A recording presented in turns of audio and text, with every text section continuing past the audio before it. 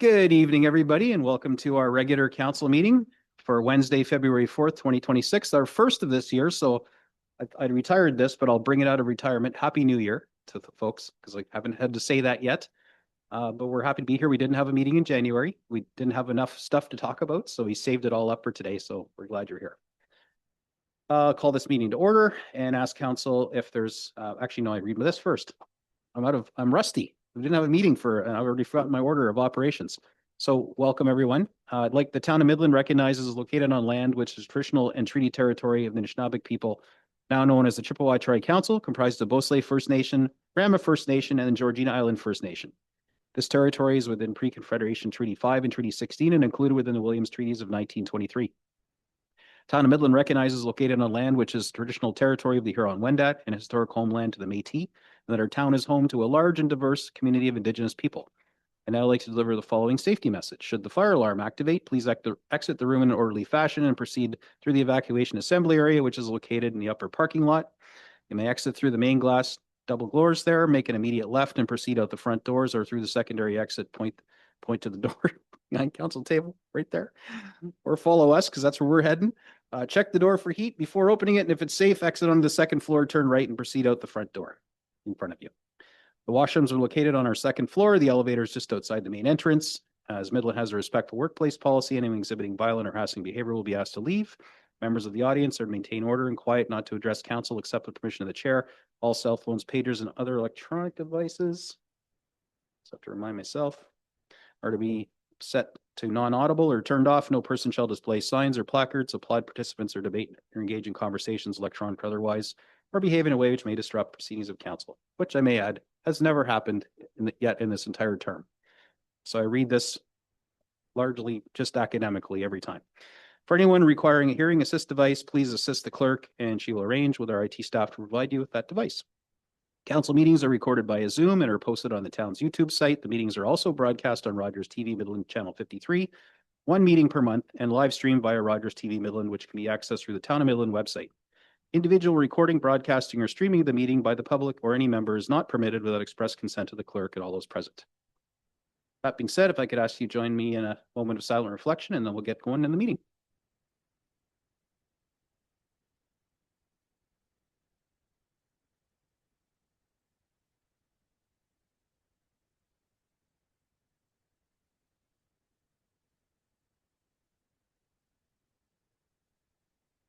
Thank you.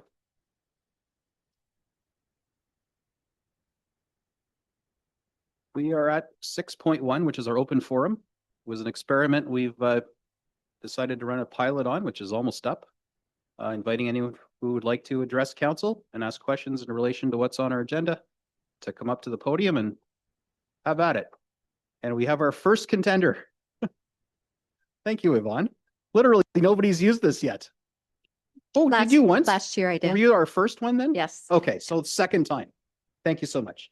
So if you could state your name and fill the document out, and then we're all ears. Okay. I'm Yvonne Teets from Bay Street in Midland. Good evening, Mayor and members of Council. I would like to speak to the agenda item 10.4.5, Report CSR 2026-005, Celebrate Water 2026. To begin, this is not about opposing public art or cultural initiatives. This is about fiscal responsibility and ensuring that limited municipal funds are directed toward projects that deliver lasting value for Midland residents. During the 2026 budget deliberations, Council approved Resolution 2025-321 on December 9th, 2025, authorizing a $10,000 contribution towards a temporary public installation. While that approval is acknowledged, new information and further analysis provided in tonight's report, CSR 2026-005, warrant reconsideration of whether proceeding remains a sound financial decision. The town is being asked to contribute $10,000 towards a temporary public art installation that will be removed after one summer or 4 months.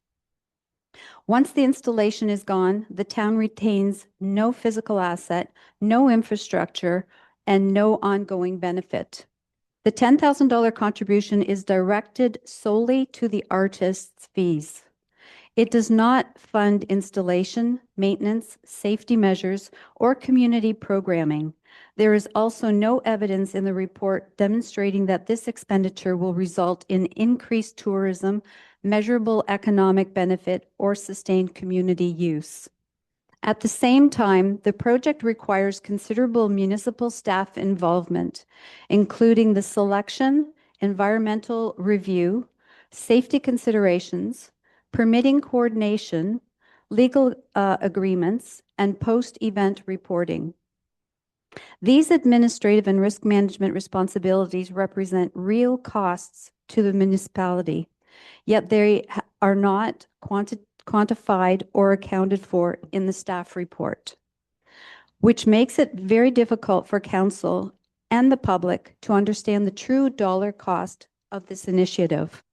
From a public accountability perspective, residents reasonably expect that the full cost of discretionary initiatives to be disclosed regardless of which budget line they fall under.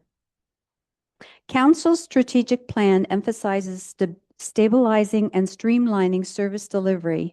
Approving projects without full cost accounting sets a concerning precedent and limits council's ability to make fully informed, fiscally responsible decisions.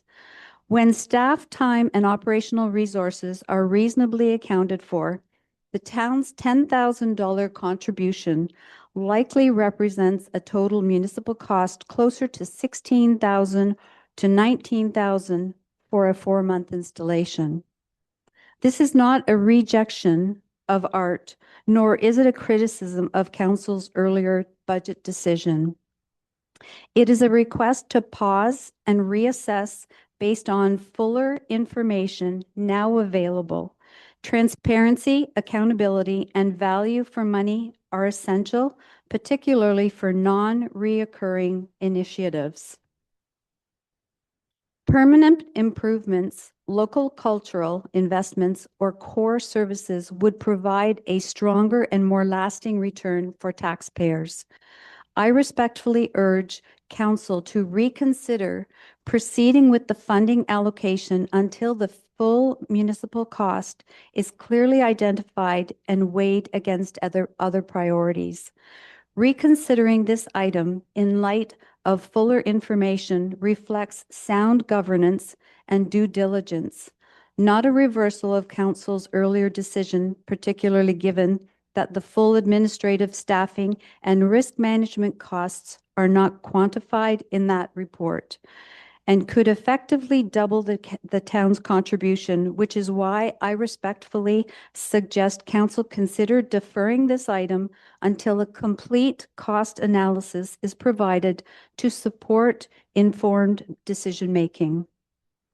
Through you, Mayor Gordon, I would respectfully ask that the clerk ensure that this request for a complete cost analysis and follow-up report is captured in the record and brought back to council if this item is deferred. Thank you very much. Thank you. Council, any clarifying questions?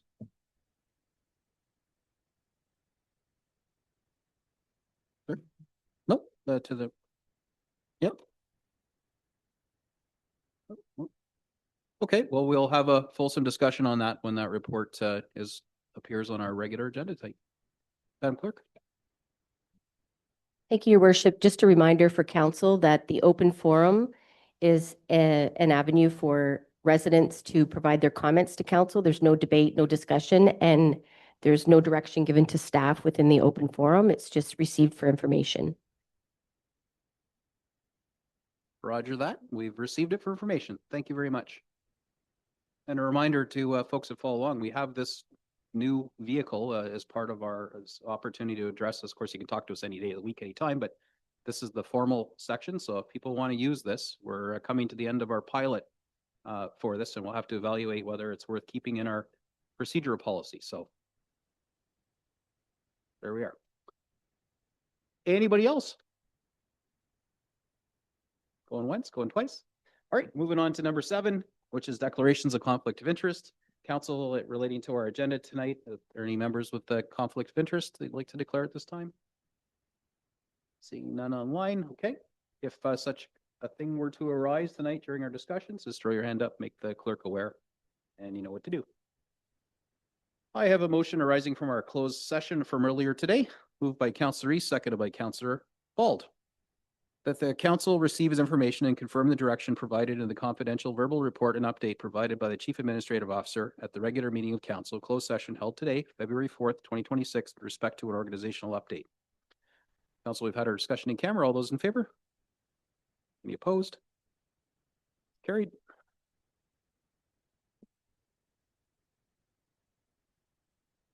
Next, moved by Councillor Patel, seconded by Councillor Meredith, that the contents of the regular council meeting with closed session agenda for February 4th, 2026 be approved. All those in favor? Any opposed? Carried. And our consent agenda moved by Councillor Ball, seconded by Councillor East, that the items and related recommendations contained within the February 4th, 2026 consent agenda as consent items having been considered by council be adopted with the exception of the following several reports. Item 10.4.1 CSR 2026-001 proposed temporary use bylaw. Item 10.4.3 CSR 2026-003 Planning Division 2025 year-end update. Item 10.4.4 CSR 2026-004 Municipal Law Enforcement Division 2025 year-end report. Item 10.4.5 CSR 2026-005 Celebrate Water 2026. Item 10.4.6 CSR 2026-006 Fire Department responses and associated costs. And item 10.4.9 CSR 2026-011 Hugo Avenue parking lane changes, which will be considered under section 17 reports and other items withdrawn from the consent agenda for council's consideration, including presentations by consultants regarding a report under consideration. Council, do you have any comments about the consent items before I call the question? All right, all those in favor? Any opposed? Carried. All right, moved by Councillor Major, seconded by Councillor McDonald, that council resolve into the committee of the whole. Oh. Sorry, Councillor McDonald? I went too quickly about comments on the rest of the consent agenda that isn't being pulled. If I, Okay, we'll just walk back that I put a thing on the floor. Go ahead, and then I'll reread the motion that I was about to put up. thank you. I just wanted to comment on the correspondence December 8th to 12th on the resignation of Dan Downey from the Midland Active Transportation. Yes, I want to thank publicly Dan for his service to that committee, and we'll miss him. Yeah, his input. That's it. Everything else I pulled. Very good. And yes, yeah, Dan's been, I don't think we've heard the last of Dan when it comes to issues around active transportation, even he's not officially on the committee. So yeah, he's been very diligent and very participatory this term. Thank you. Okay, moved by Councillor Major, seconded by Councillor McDonald, the council resolved in the committee of the whole. All those in favor? Any opposed? That's carried. I'll turn things over to Deputy Mayor Prost, who is on the big screen for those of you in the gallery today. Hey, welcome to Committee of the Whole. We're at number 12. We have a public hearing meeting. So we have, I'd like to call this public meeting to order. This public meeting is being held under Section 7 of the Building Code Act to consider an amendment of the town's building permit fees. The purpose of this public meeting is to hear from residents regarding the changes proposed. The notice for the public meeting was posted on December 23rd, 2025, and materials related to the amendment to the building permit fees were available upon request. This is your opportunity to speak, and council encourages you to do so. I will now ask the town's chief building official, Mike Campanelli, to provide a brief introduction. Thank you, Deputy Mayor Prost. Good evening, Council.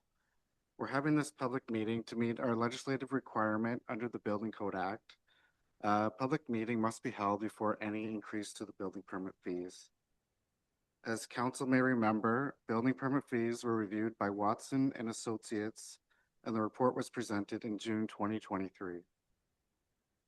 That report recommended that building permit fees be increased on an annual basis. Adjusting our fees each year helps us work towards our goal of maintaining a reserve fund equal to 2 times the direct cost of building services. We are proposing an amendment to the existing fee bylaw to increase the building permit fees 4.6% for the remainder of 2026.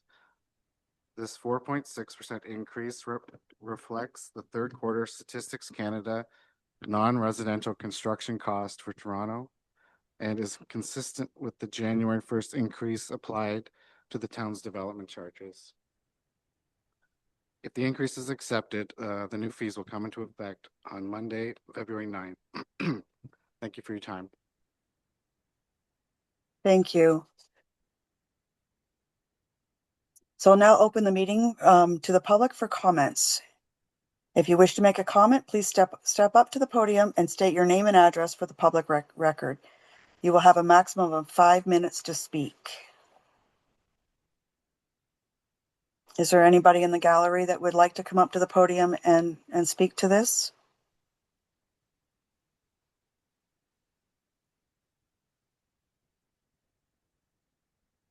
Sorry, I can't see the gallery. No, I was doing the eyebrow thing that you would normally do looking about, and I don't see anybody. Oh, okay. Any takers? Bueller? Any? Nope, there's nobody. Okay. So I think we're satisfied that no one is here to speak to this. So as there are no comments from the public regarding the amendment to the town's building permit fees, I will now call this public meeting to an end. Could I have a mover and a seconder, please, for the motion? Councillor East. I don't see anybody else. Councillor Major has his hand up. Okay.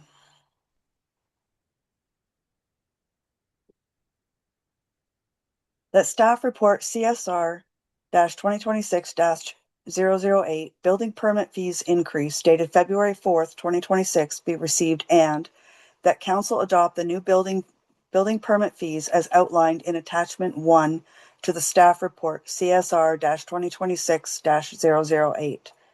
All in favor? Looks like it's unanimous. It's carried.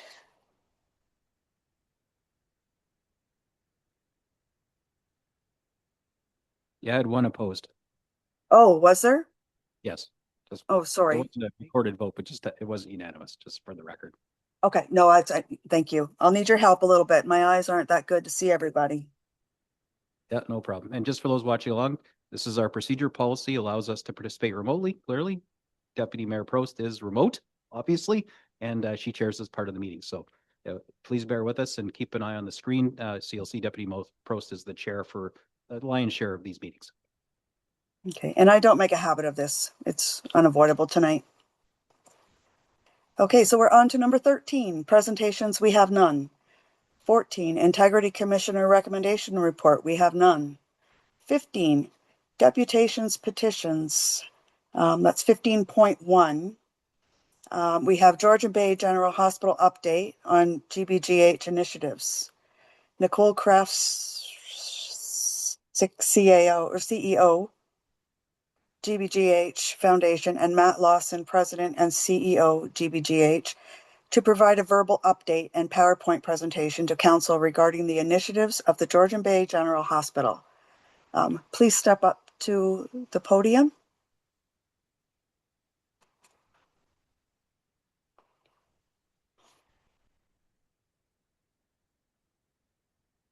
Good evening, everyone. Can you hear me?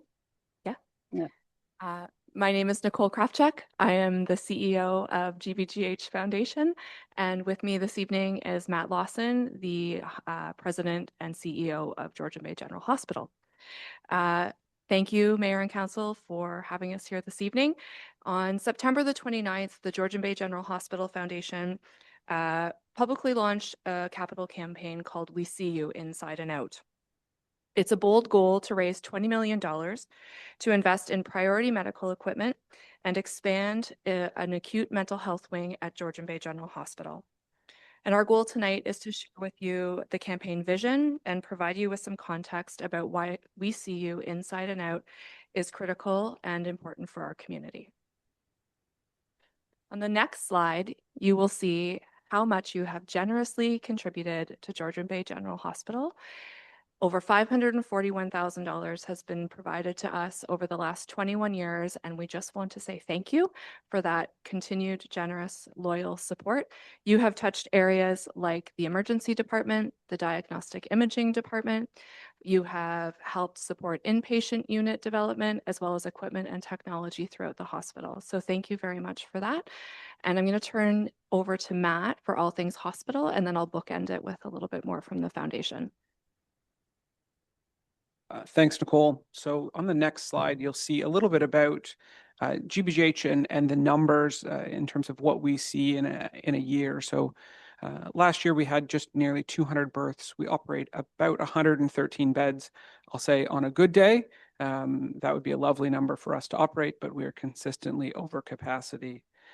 In addition to that, our emergency department sees 43,000 visits a year. And again, on a daily basis, that changes from as low as 80 to as high as 160. So this is all within a tightly confined space, and certainly something that we're well aware of. You'll see a new addition to our chart right in the middle here in terms of our MRI, which has already seen 2,600 patients from our community and the surrounding communities, which is fantastic.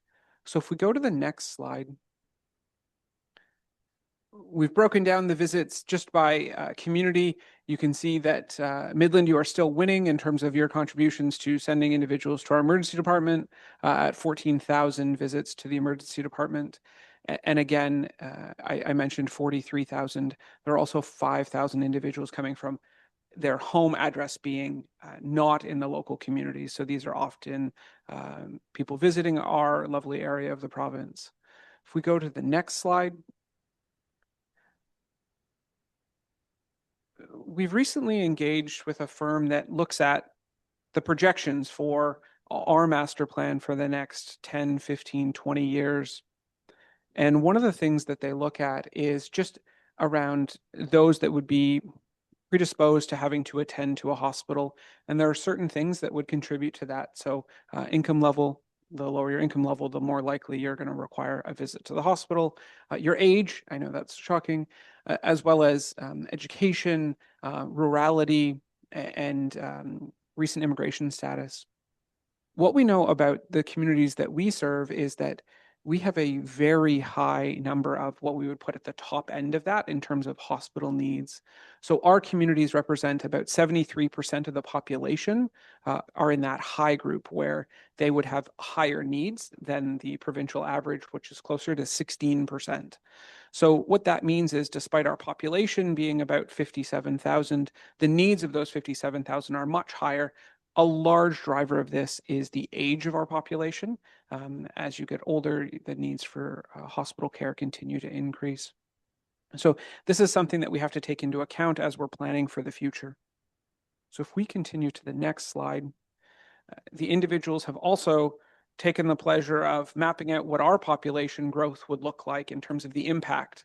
So this is based on the Ministry of Finance data, census data, and they have us at that red line kind of in the middle. Ottawa is at the top in terms of what the projected growth is, and that I think it's blue line at the bottom is the Ontario average. So we will continue to grow at a rate above average in this province, and that obviously has demands not only on the hospital, but also the municipalities and many other services. When we go to the next slide, you'll see how this changes though when we adjust for the age factor. So GBGH goes from slightly above, and our communities go from slightly above to the third highest growth in demand for acute care services in the province before we reach 2045. That was a little bit shocking to me in terms of what that's going to look like. But truly, over the next 2 decades, our need for beds will double. Our existing hospital was built in 1976. And what we're projecting now is that there will be a need for an additional 108 beds over the next 2 decades. Let's go to the next slide. What the consultants also shared with us is that GBGH is unique in that we go through very severe peaks and valleys. So on this slide, you'll see all those squiggly lines. That's our average daily census. So how many individuals are within the hospital that are acute? So of our 113 beds, about 70 of them are for acute patients. You'll see that that number rarely is 70 and often up closer to 110. And those spikes where it goes up and down are what our staff experience on any given day. So this morning, our hospital was in extreme gridlock where we had 30 additional patients beyond the 113 that we are supposed to be operating. That obviously is very taxing, not only on the staff, but in terms of the infrastructure within the building, because that changes very quickly. 2 days before, we were at 110%, so very quickly adding 20% or an extra 25 patients is pretty difficult for the staff to deal with and for us to adjust quickly on. So this is something we're well aware of and something where we're consistently pushing for growth in our hospital to meet the growing demands of our community. So if we go to the next slide, you'll see some of the things that we've done to, I'll say, bring care closer to home or are working on. So MRI, I mentioned, again, 2,400 scans already completed. The MRI is running 16 hours a day, 5 days a week. And we're seeing patients from not only locally here, but we also see patients coming from other communities, and we have no ability to restrict that because of, quite frankly, I think it's the great team that works in our MRI, but I also know that our wait times are pretty favorable right now, although they are growing. In addition to that, we've made some significant investments in our surgical team, increasing the hours that we're operating for surgery. And over the last couple of years, we've ran at 150% of the surgical volume we've historically run. So again, allowing individuals to receive care closer to home on a shorter wait time. We've done this through partnerships with surgeons from not only our local community, but also from Collingwood, Barrie, and Aurelia, where they will come actually have time at our hospital. And those patients that they would see typically in their home hospital that are from our community will actually be seen here. So we'll have the surgeon drive instead of 13 patients or 15 patients, which is a fantastic thing. And then the last one, which is up and coming, is mammography. So this is a world-class mammography suite that is in construction right now. I'm really excited to bring this closer to home for services for individuals that need breast screening and are having ongoing discussions about what does this look like in terms of comprehensive wraparound care from an Ontario breast screening program perspective, and really making sure that individuals in our community have great access to these important screening programs. We'll go to the next one. And, this is the kind of top of what our We See You campaigns focused on, which is mental health. Unfortunately, mental health is a challenge in our community and the surrounding communities, and those individuals often present at the hospital. Earlier in January, we had a day where we had 8 individuals in our emergency department waiting for mental health services in a psychiatric facility. The longest wait for one of those individuals was 141 hours. Our hospital currently has 2 safe rooms to support these individuals, and that's not enough. We have fantastic partners at Waypoint and OSMH and RVH that really do help, but there's just not enough capacity for mental health patients within the region. And this is something that GBGH is actively working on. But the reality for individuals that come to GBGH is that 58% of people will wait over 2 days, and that the average wait will be 66 hours.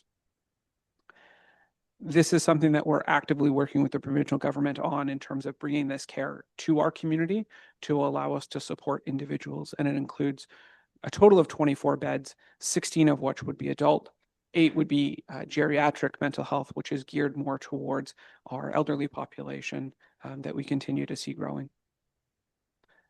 So I'm going to turn it back to Nicole to talk about how we're going to make this a reality.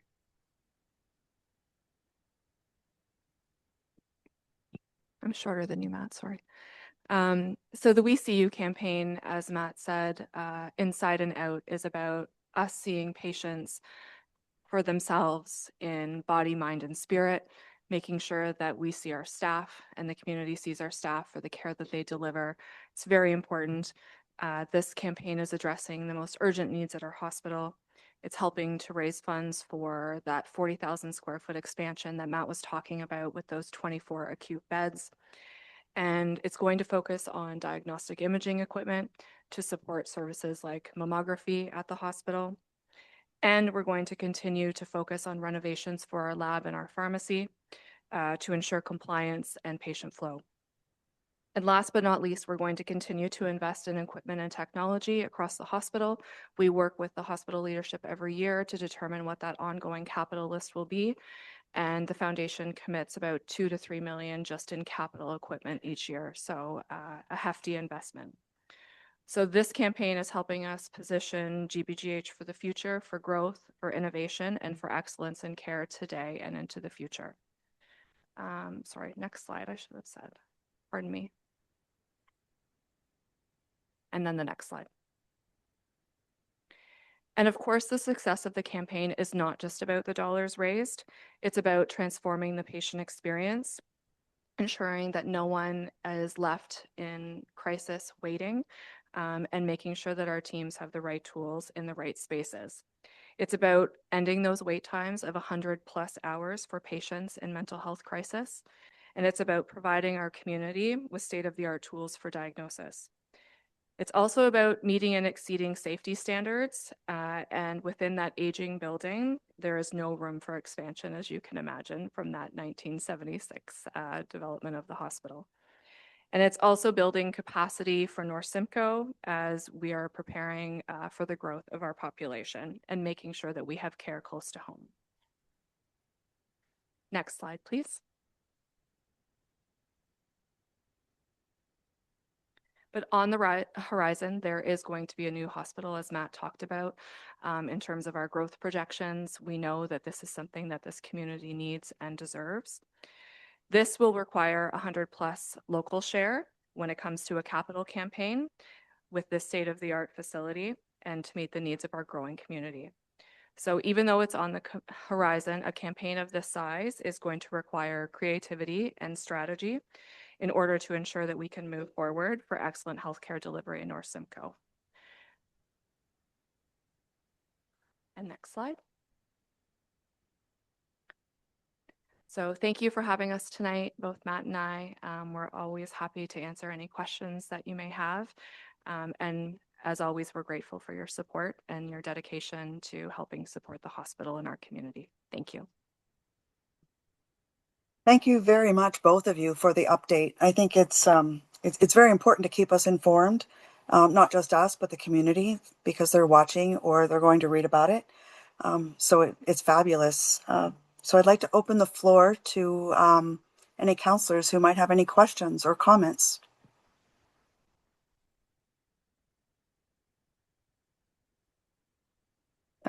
Councillor Ball. Thank you. I don't have any questions. I just wanted to comment on, I really appreciate you coming with all this data-driven presentation. It's always, I'd say, me being in this seat, the most illuminating thing has been how much of a hustle that you guys have to do to support local hospital and how much is at the local level. I don't think the majority of people realize how much comes from our local community and how important that is.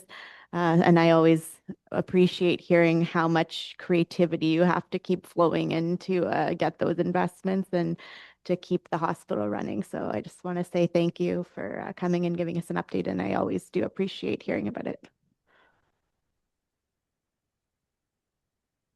Can I comment on that? Absolutely.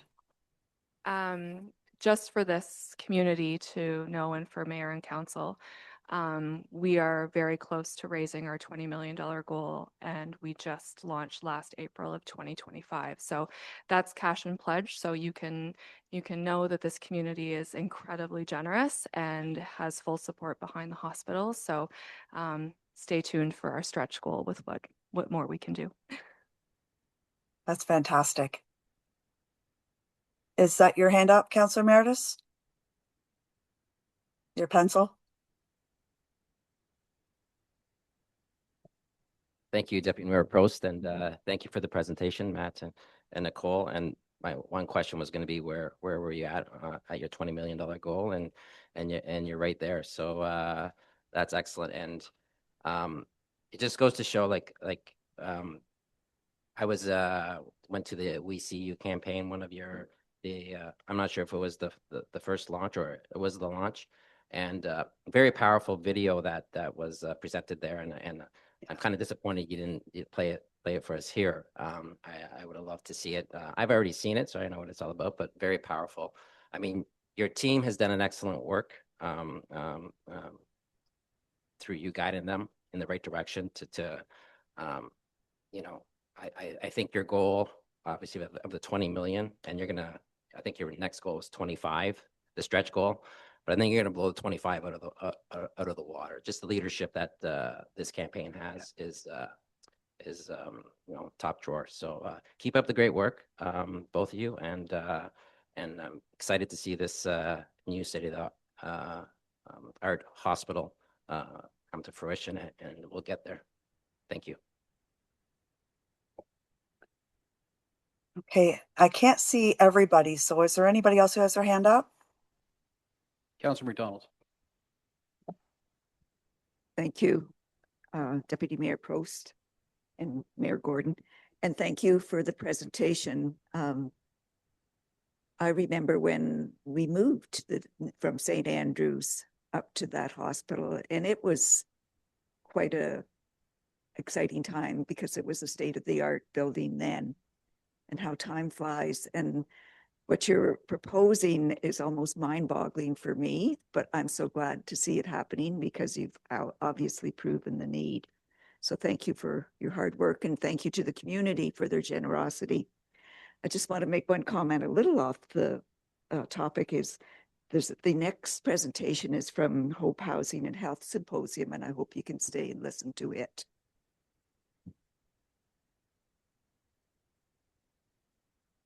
Okay, if there are no further questions or comments, I'd like to thank both of you for coming here tonight and all your hard work.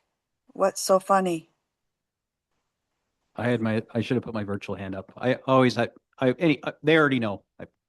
Of course, we support GBGH, unconditionally. We're moving through it with, the land use approvals for the expansion, anything that the local hospital needs, and not just this council, but previous councils. We've all just thrown ourselves in clearly the community resonates with that too, because we have a lot of philanthropic donations and you guys are getting funding from the province.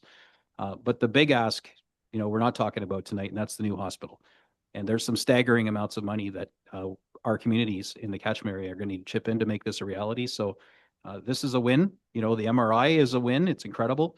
But the new build is going to be the next prize that we need to start working towards, and it's going to be like a decade-long goal.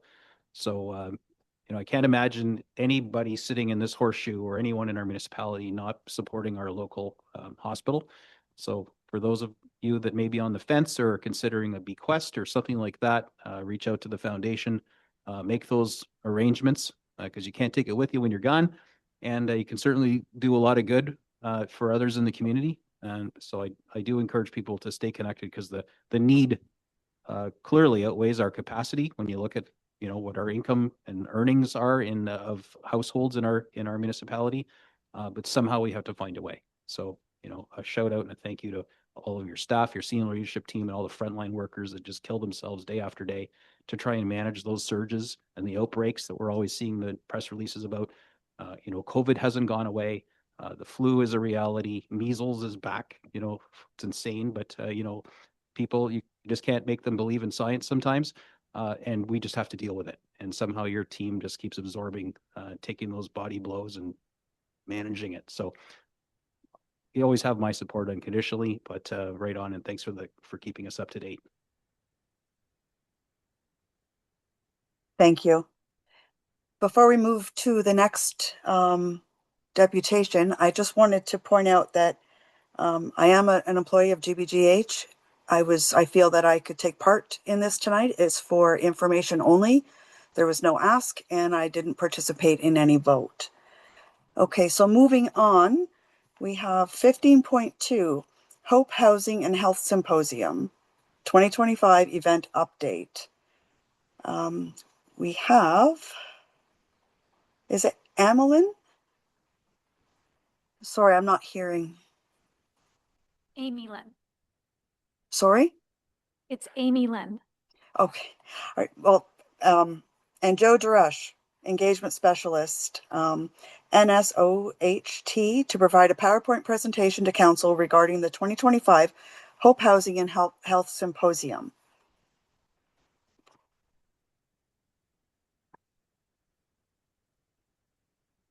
Next slide, please. Good evening, Mayor Gordon, Deputy Mayor Prost, and council members.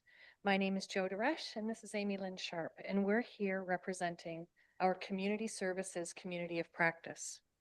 On behalf of the organizers and attendees of the Hope Housing and Health Symposium that was held on November 20th, we want to express our sincere gratitude for your generous financial support and for making municipal facilities available.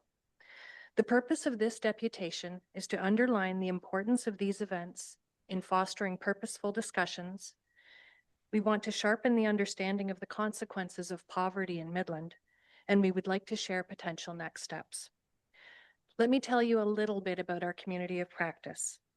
After the prior symposium in November of 2024, a group of about 25 local community service providers from community social service agencies and healthcare agencies, representing 12 organizations, wanted to come together to continue networking and strategizing about how we do our work in the community.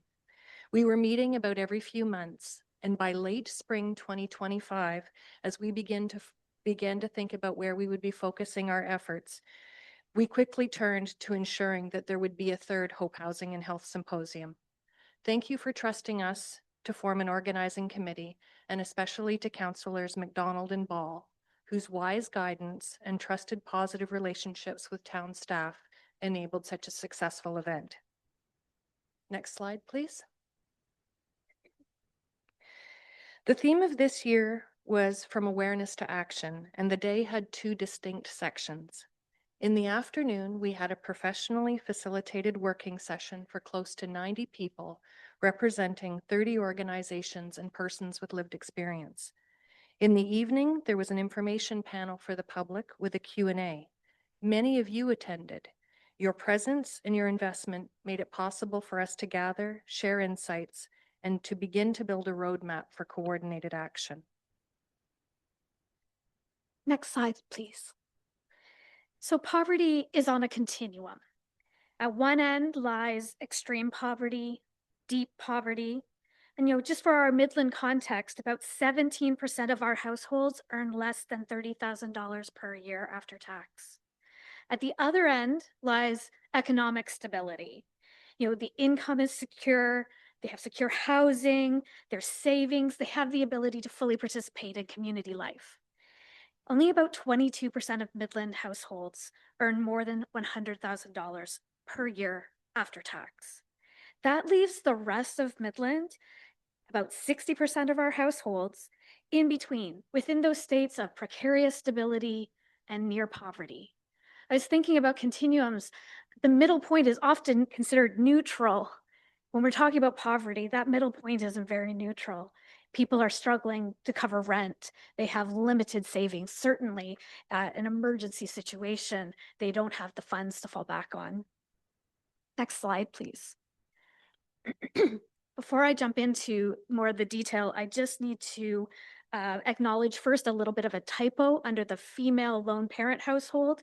That second bullet should read, lone parent households have 2.4 times the risk of household food insecurity than couples with children, okay? So household food insecurity is a measure that we use locally because first, our local health unit actually collects local data in local communities each year. So it's a piece of information that we have, and we can talk about specific Midland experiences.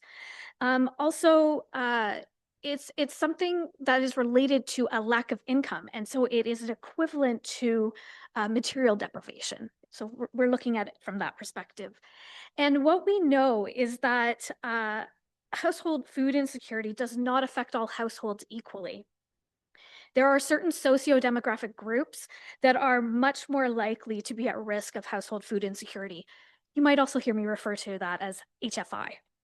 So these groups include low-income households, families relying on social assistance, renter households, female lone parent households, and individuals who are experiencing racial discrimination, oppression, exploitation.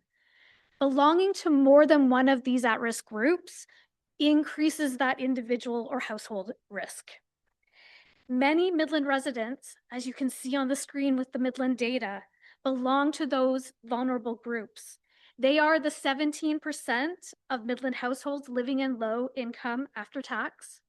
They are the 42% of tenant households spending 30% or more of their income just to cover shelter cost. It is the 32% of Midland families who are lone parent families led by women, and the 14% of Midland population who identifies as Indigenous, as well as many other groups that you can see with the information on your slide here. Thinking back to that continuum we were talking about, these are not the folks who are living rough or in an emergency shelter.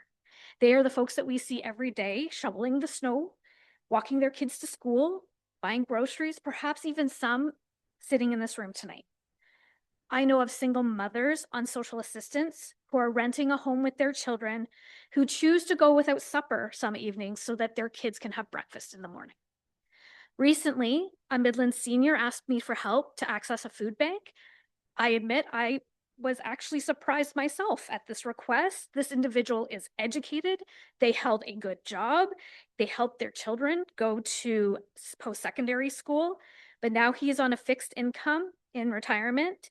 He's renting, his rent went up in January, so he's rationing groceries and eating 2 light meals a day. Right? This is not what I'm trying to just bring to our attention, is that we often think of the overt poverty, but the breadth and the impact of our current economic situation is bigger. Sorry, next slide, please. We know that material deprivation has impact on individuals and families. Poverty will impact the health of Midland residents for their lifetime. It will increase their risk of chronic disease and preventable death before age of 75, whether or not they escape poverty. Okay? Childhood poverty has a lifelong impact on mental health, substance use behaviors, chronic disease, and employment status. Living in poverty itself is a barrier to participation in community life, including the workforce. I know a young man who is skilled, available, eager to work, but couldn't accept a job offer because he didn't have the funds to buy safety gear and he didn't have reliable transportation to get to that job site every day. When it comes to thinking about the cost of poverty, we measure the costs on the healthcare system, on the justice system, and on opportunity costs. And I think the last measure is of particular interest from a municipal perspective, but of course also healthcare costs related to the presentation we've already had tonight. This measure of opportunity cost is the unrealized earnings of people who are living in poverty, plus the resulting loss of public tax revenue. That is the greatest expense on all 3 of those measures.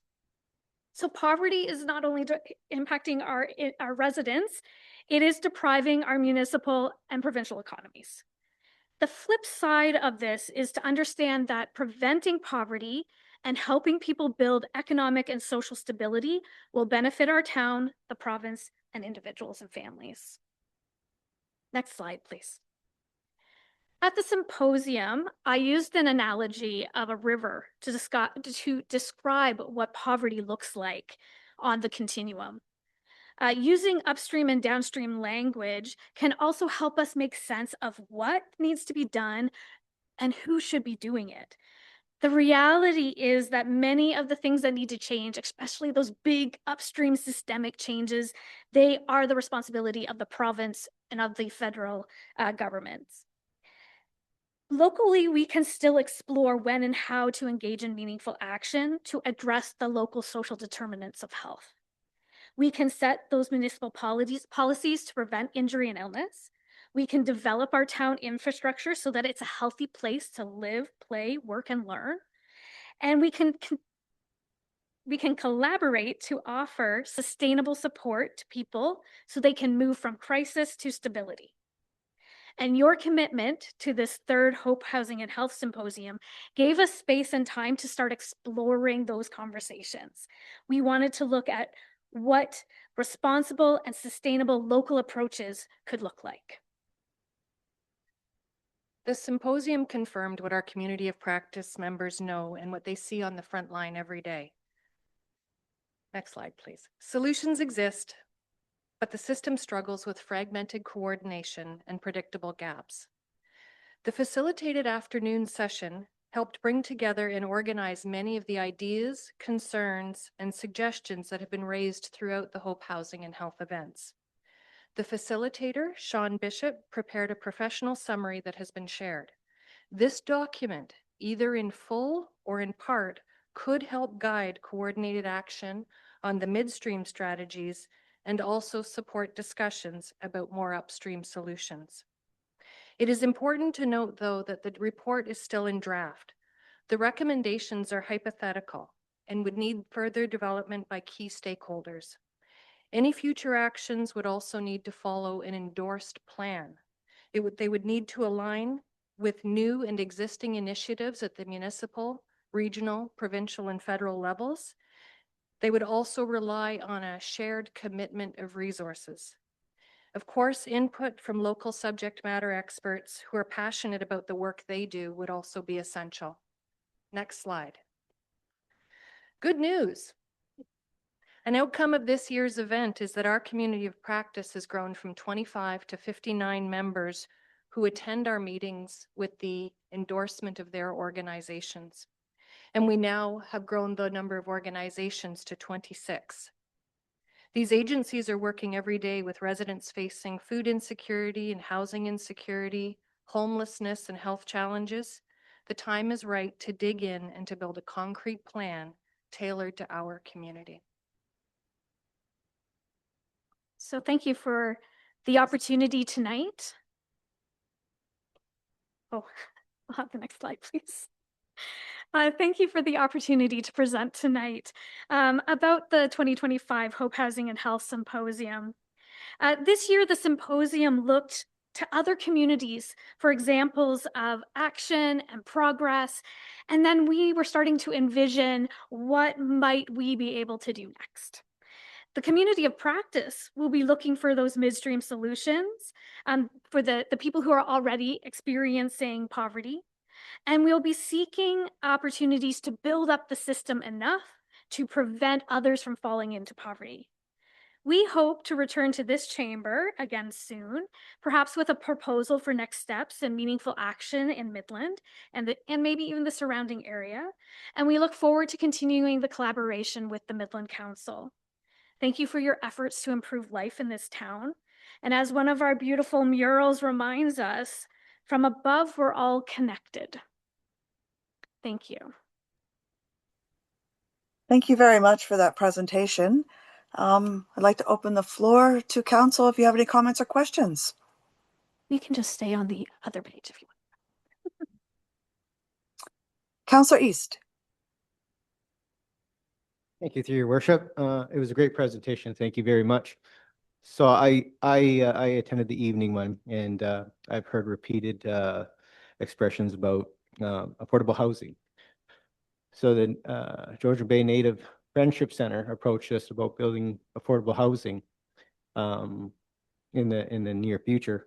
Would you say that that's a positive direction that the town is taking to help, I guess, the homeless and people that are struggling for homes? Yeah, absolutely.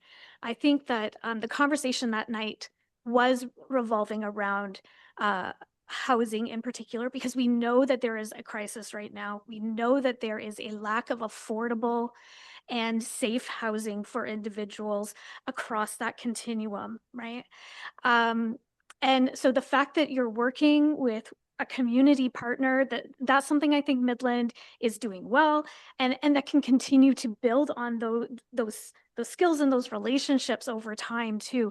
Housing is actually is really important.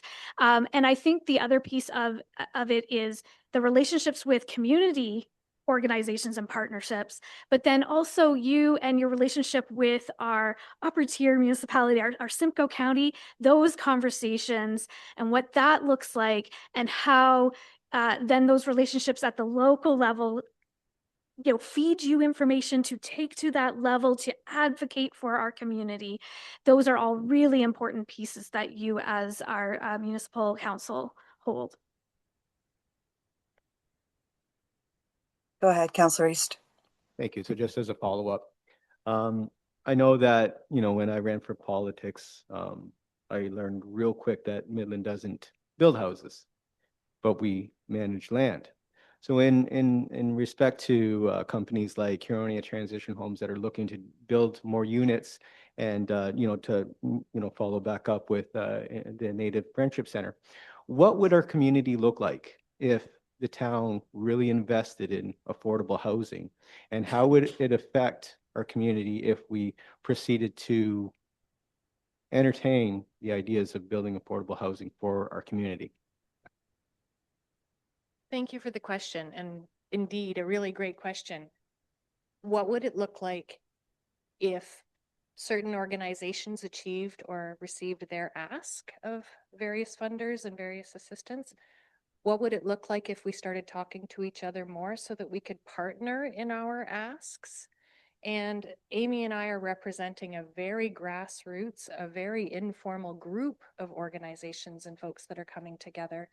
And this year, our work plan, which we don't even have terms of reference at this point, is very much going to center on how can we share what the asks are, what has been committed to, and what are the creative ways that we can give, if not the housing, then the land or the services to staff the buildings, etc. Yeah. So just as a follow-up to kind of really zero in here. Could add a bit more if you like. Yeah, because I would really love to know or have a picture painted at what our community would look like if we had enough affordable housing.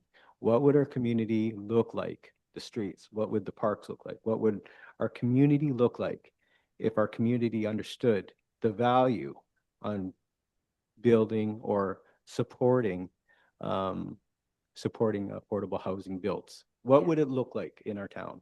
So what I hear the ask being then is one of our tasks as our group would be to paint the vision and to be able to put some data that would support.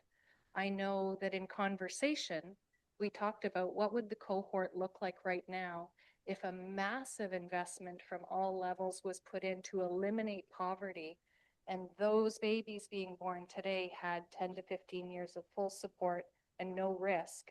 What would Midland look like on the other side? I think about the opportunity costs about not having gainful employment and being able to take care of my family. I think about not being a taxpayer that's able to contribute.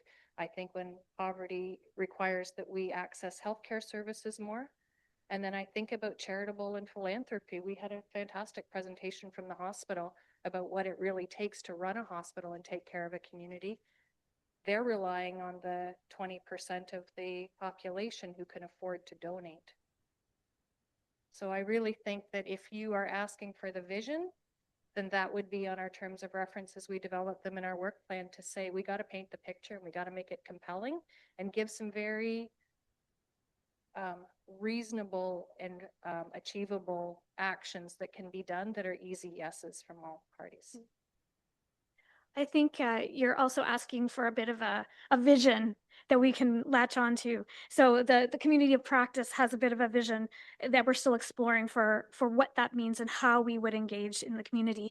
But in terms of housing, I'll just want to refer you to one of the slides I provided at the end of the slide deck in the appendices. There is a slide there about the percentage of income spent on rent and nutritious food combined. And what I want to share with you is that if rent was, or the cost of housing, in this case, rent, was affordable, then that is going to create space in people's budget so that they can use and apply their income to other things like food, like clothing, like safety gear so they can get the job that they're looking for. It would allow individuals who currently right now on Ontario Works are at huge risk of falling into homelessness to not be in that risk situation anymore, to not be spending 170% of their income just on rent and food alone, and to have like I said, income that would be able to be applied to other essential needs. We would see differences in the way our community is engaged because we would have people who are experiencing less of the complexities that come with poverty. Their health would improve, their mental health would improve, their ability to care for their children and parent their children in positive ways would improve. That next generation would have benefits from these safe, affordable homes because the environment in which they are growing up, the adults who are taking care of them are going to be healthier. We will also have spaces where people are coming together in our community, and the interaction of those community members then are more fully engaged. Perhaps you also have more people sitting in these seats tonight coming and engaging in our municipal politics, passionate about the things that are affecting their everyday lives. When you live in poverty, you don't have time for anything but to survive. So affordable housing is one part of the picture that can put money back in people's pockets so that they can take care of the rest of the list. Is that what you were looking for? So a healthier Midland. A healthier, yes, healthier, more engaged and connected Midland. Yeah. Yes, Mr. Mayor. Councillor Meredith. Thank you very much for the presentation. Just listening to you and seeing the slide presentation, 17%, extreme poverty that you pointed out, after tax salary at 30K. So that's just going to slide, as inflation keeps on going up, and that's just going to slide into homelessness, right? So from what I gather, we attended, well, most of the councillors attend AMO every year. I've gone to AMO every year. And from year 1 to year 3, I'll be going again in year 4. The provincial government has thrown a lot of money at homelessness. And we keep on, it's basically what I get out of it, we're just spinning our wheels. We're not getting anywhere. Homelessness is growing rapidly. It's not decreasing. To Councillor East's point with housing affordability, you mentioned rents going up; they're not coming down. How do we get? I think the answer to solving, getting mental health down, our homelessness reduction, and so forth has to do with housing. It has to be around housing. I don't know how you can be mentally, getting help and then going back out to the street, or having to worry about that next payment and so forth. So, the mission of the provincial government through federal, the higher agencies, I would say we could build houses in Midland. We have land, right? This council can approve it, but we need the money to do it. So the federal and provincial government should step up and give the communities $10, $15 million, right? Because we can build it on surplus land. And we have the talent in our area, and through these service providers that we have, like Waypoint, the Heart Hub that Simcoe County just spreads money out throughout Simcoe County. Waypoint just received $542,000. So there is money out there. Now, I'm not sure if, through funding, like the Georgia Bay Foundation does through their campaigns, or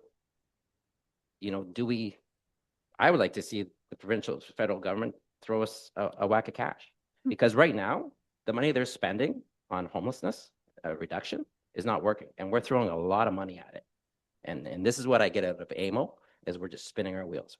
We're coming back and we're talking about the same things, and we're checking the boxes, making, you know, hurrah, rah, rah, this is what we're doing, but we're getting further apart. So it's frustrating to see and watch, especially at our level, that which we don't have the capability and the funding and the money to do this. But I think the key is getting, you know, transitional homes built, tiny homes, whatever it is, and then we can start to, you know, to heal and get these numbers reduced. I firmly believe that, because right now, you know, and Councillor McDonald and Councillor Ball are spearheading the Hope Housing, and, you know, and it's bringing attention, and I'm hoping with, and your community service providers, you know, what almost tripled from the first. So there's a lot of engagement, which we're heading in the right direction. And I think we should still keep on pushing the province through, you know, through our county, to the province, to the federal government. So I think that would be the goal to, and I think it's very easy to see it, and I'm not sure why these, you know, the top brass are not seeing this, instead of, I'm not saying wasting a lot of money, but we are spinning our wheels, which feels like a waste. And we just need to put roofs, you know, some type of roof over someone's head to heal, to get better. And so they're not worried about, you know, the 17% being on the street next week. So just wanted to point that out. Thank you for your presentation, and we're looking forward to the next symposium. Councillor Ball. Thank you. Yeah, I just wanted to say the last few years that Councillor McDonald and I have been working on this, this year, I can say that there has been movement. It feels like spinning the wheels at all the other levels, and that's frustrating for us. But I think that on the local level, the collaboration that's taken place this year, I think, is going to do a lot of good for Midland, and that's going to do a lot of good for the advocacy that we need to these other organizations, because we were frustrated. We were identifying the problems for a long time, and now we know them. We know what each organization does. We've allowed that continuation of that collaboration, so everyone's on the same page, and that's really where we really needed to start there, and we've come to be able to do that. So I'm really proud of the work that has happened in the last few years, but specifically this year, that common shared goal is now, I'd say, really close to a reality, because I think we have that end goal in mind, and everyone knows what their part of it is. And we do not have terms of reference, but I think that speaks to the passion of the individuals on there. Like, let's not waste time with the terms of reference. Like, let's just get to the ground running and get on with this, and let's actually make change in the community. And I think that is happening. And I know Councillor McDonald, I'm speaking for both of us right now, but I'm sure she agrees that we have been able to see that, and that's really refreshing, especially in this role when we do feel like the wheels are always spinning and a lot of things are out of our control. So it's been refreshing to work with you guys, and I'm proud of the work that you are going to continue to do. So thank you for the presentation. Mayor Gordon, and then Councillor Patel. Thank you very much for the presentation. Yeah, the Triple H, as they call it, it's just been growing every year, and it's great to see. And I don't know why we'd ever stop doing it, other than the need is no longer there. But I think that's an unrealistic expectation for at least several decades. So we need to keep the conversation going. And I like the theme from awareness, which really was what the first year we were really green at this. And the second year was a little better, more structured, but the awareness to action, now that there's actionable goals. And this council, this term we've been really committed to the housing first principles. And so we're trying to walk the talk while we're learning about these other issues. And it's very frustrating for me as a leader, and I'm sure my peers feel it, that so much of the root causes of this are well beyond our jurisdiction and control as a lower tier municipality. The mental health issues and the crisis around mental health, addiction, whether it stems from mental health issues or is a bolt on to it, generational poverty and the low education levels, that low medium household income that Midland has had for virtually ever, and that frustrating reality that we're a lower tier municipality. And most or all of the social service portfolio through the service manager is at the county level. And so there's just things we can't do. It's just not in our list of the many things we have to deliver with our property taxes each year, even though we're the ones who suffer the downstream effects. We're at the bottom of that cascade. But you know, we are committed, and this is, you know, if I can give some hope, I tried to share some of these words at the symposium too in my opening remarks. There is hope because we are committed to housing first. What we really need the community's help in, and this new any new event, especially through the Hope Housing and Health Symposiums, is to try and combat NIMBYism. I mean, yeah, we fly the YIMBY flag and we say the words and we take the pictures and we put it on social media, but pick any housing development that comes to this council, or, you know, zoning change. We will get letters and emails and phone calls with a litany of reasons why it shouldn't be done, or it should be done, just not there, right? Because they moved too close to where the trees were and they always wanted the trees to be there and they figured they always would be. And, you know, never mind, my lot was covered in trees before there's a house on it, but hey, nobody can build something behind me because I don't own it, but I don't want anyone to build on it. Like, we get it all. And some of it's very articulate, and I'm not dismissing the concerns that we get. But when you read between the lines, and sometimes it's not very cloaked, it's just NIMBY. Or even worse, it's the banana, right? Build absolutely nothing anywhere near anybody, right? Just, and, you know, it's the trees, it's the birds, it's the bats, it's the turtles, you know, never mind the humans that are living on the street in a tent, you know, or, you know, can't even get out of their parents' basement. And that's not a healthy relationship for them either. So we really need help. Everybody can admit there's a housing crisis, an affordable housing crisis, or housing in general. But we really need help to defeat NIMBY and banana type arguments, because as municipal leaders, especially in an election year, it's going to ramp up. We're going to get more and more of it. And I know there's people who, there won't be my sign on their lawn because I'm approving housing, but I'll go on record again. I will approve housing in all its forms. If you want an integrity commissioner or me that I have a bias going into this, well, bring it on. I am approving housing. If that's my one thing I'm going to do and leave as my legacy, I will approve housing in our community in all its forms. I'm not going to approve a glue factory next to people's homes in a residential neighborhood, but housing is going to get approved. So just to be clear, and affordable seniors housing. We know the demographic. It's not news to us. Seniors want to age in place. The last place they want to go is, you know, into a home. They want to stay in their home. And we have an ability to manage that through responsible tax increases, controlling our spending, you know, committing to at or below the rate of inflation, which, man, we knocked it out of the park this year. Less than 1% increase on the municipal side, before policing and other stuff we have zero control over. But keeping our seniors, or giving them the ability to age in place if they have that capacity, is so critical, especially with our demographic. So, I mean, we hear you. I appreciate the stats. We hear it from the hospital. They have needs, high acuity needs. They need a place to live, and a lot of them are getting priced out of their homes.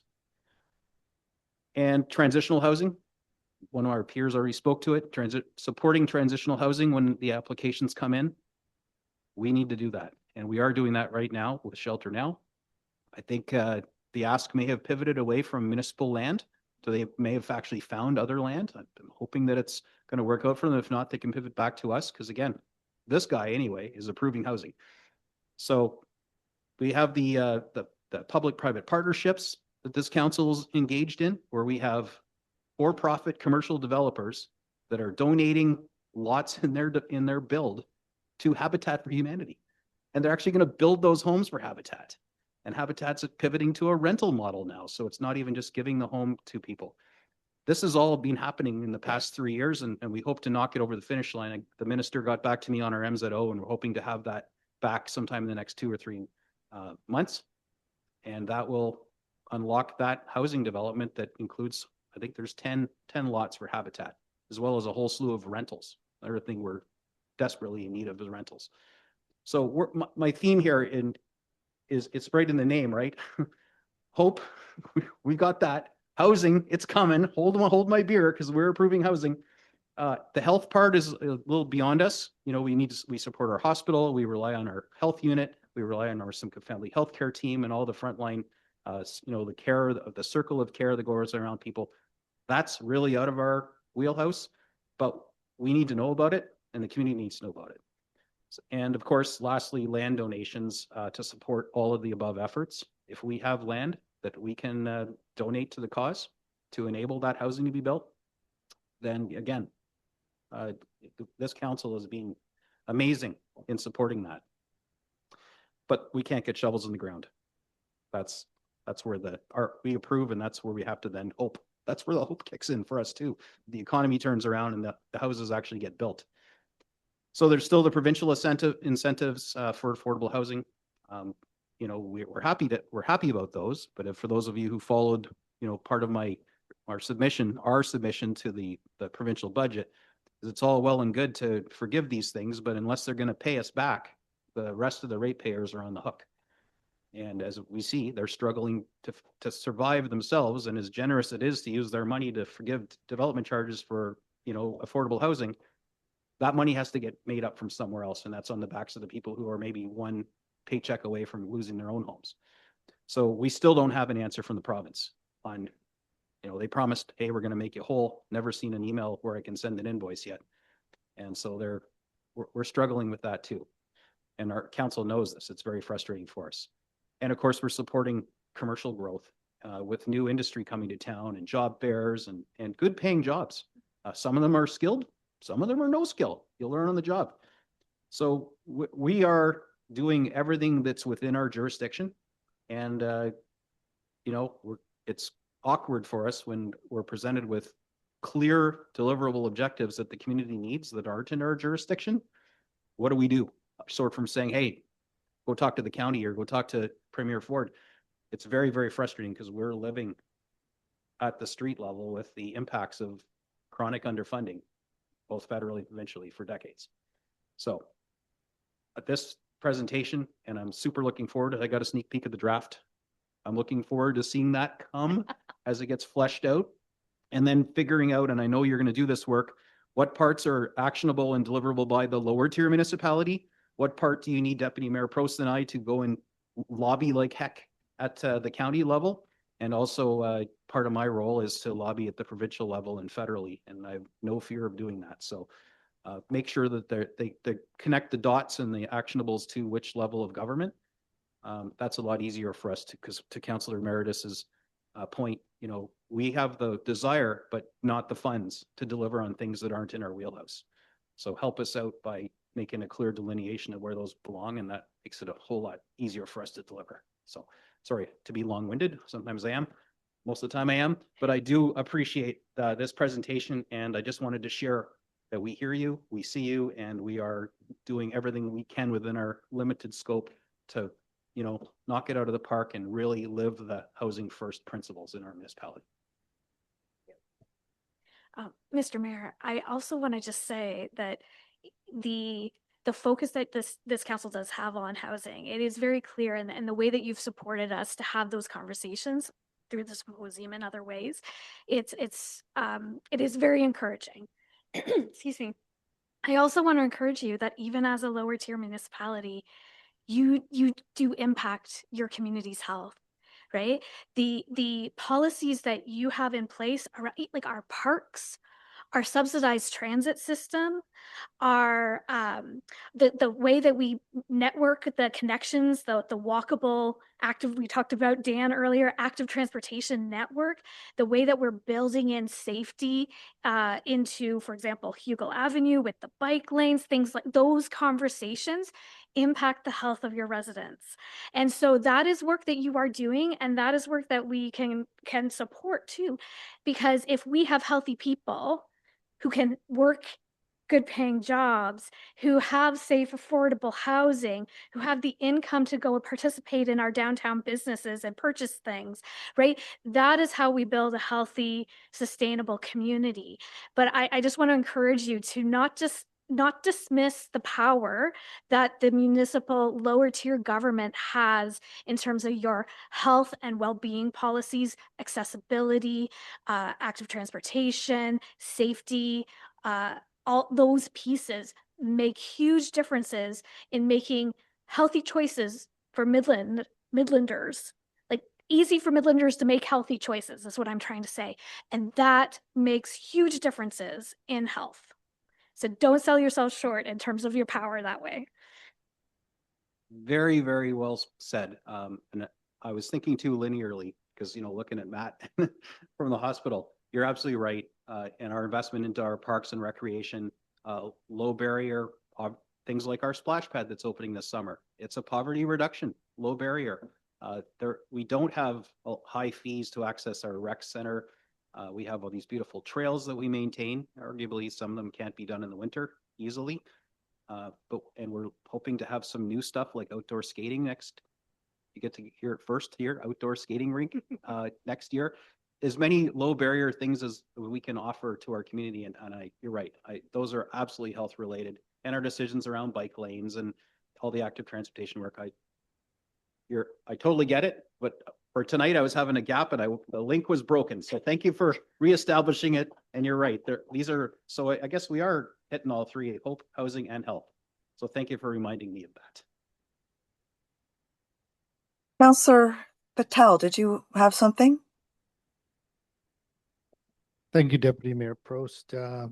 Just to kind of echo all the comments made by previous councillor and the mayor.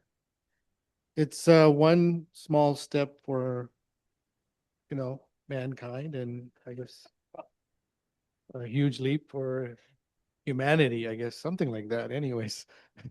So, yeah, thank you. But just to kind of give you some facts about what's going on. So Ontario homelessness grew 8% from 2024. It's grown 50% since 2021. And baseline scenario by 2035 is 180,000. If there's an economic downturn, it's going to be 300,000.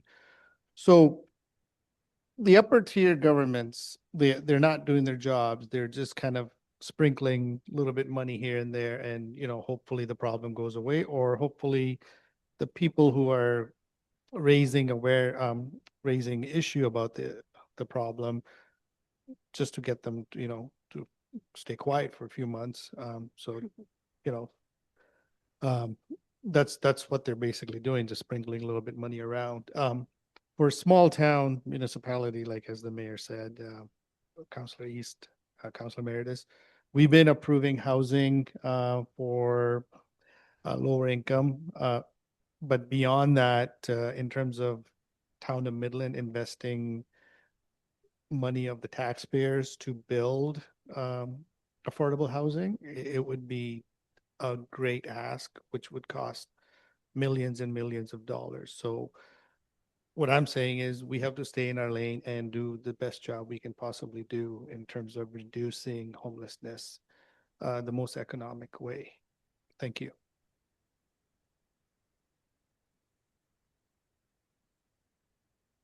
Councillor McDonald. Thank you, Deputy Mayor Prost. And I want to sincerely thank Amy Lynn Sharp from the Health Unit, the Simcoe Muskoka County District Health Unit, Joe DeRush from the North Simcoe Ontario Health Team, and Faith Shergood from the Midland Public Library. They were instrumental in getting the awareness to action off the ground. So I noticed in the draft that we can circulate, and anyone wants to see it, please just reach out to me and I'll make sure you get a copy.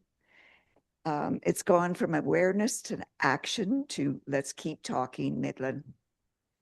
So with the community of practice taking on coordinating, well, first of all, right off the bat, this draft recognizes that it says the primary constraint is not awareness or goodwill, but fragmented coordination, insufficient capacity, and weak support at predictable transition points.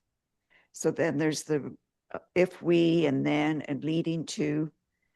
So the community of practice is going to address these once we get settled with our terms of reference and work plan. So I look forward to working with you. And again, thank you very much for helping the community of Midland. Thank you again for your deputation. Do you have anything else you want to add? If I could, I will just add, there were many, many others involved, too, probably many. If I try to name them, I'll forget someone. We're representing that core organizing committee, and I'm very, very proud that it isn't just local folks who are on our committee. We have people from the county who have asked to join our community of practice. We do see ourselves as a resource for folks who are putting in RFPs, expressions of interest, grant applications, what have you. We have a number of experts that we can draw on. So thank you. I don't want to prolong the comments. I just want to say it wasn't just us. We had quite a team. Thank you. Great. Thank you very much. Thank you. Okay. Now that our deputations are finished and it looks like we still have a ways to go, can I suggest a 10-minute bio break?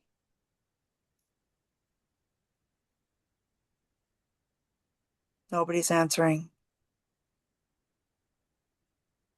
Yes. Okay. All right, 10 minutes. It's 5:29, so 5:40. I don't have.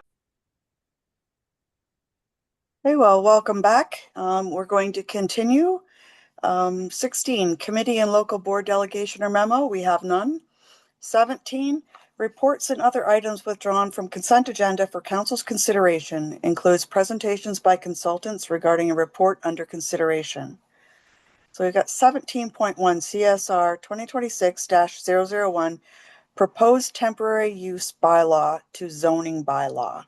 Could I have a mover and a seconder to put this on the floor? Councillor East and Councillor Major.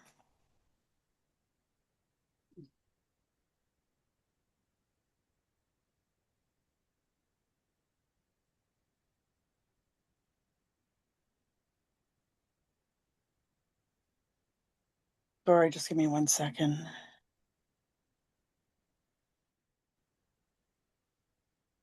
Okay, so I'll just read the record for discussion. That council direct the Planning Services Division to initiate a temporary use bylaw process as per section 39 of the Planning Act to permit on-site operational and accommodation uses related to special events on the lands municipally known as 475 Bayshore Drive and 527 Len South Boulevard and 200 King Street. I'm not sure who might have pulled this. It does. Oh, Councillor Meredith.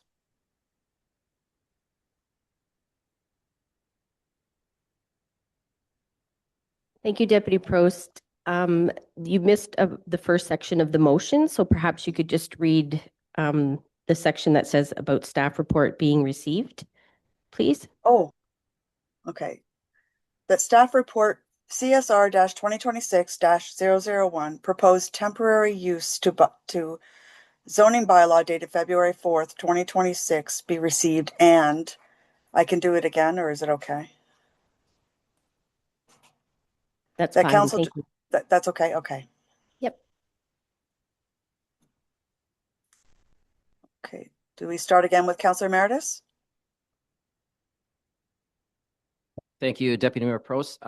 I pulled this report. I won't go into lengthy detail, but I didn't see a fee with this bylaw. So I would like to see a fee proposed with this bylaw when it comes back to council.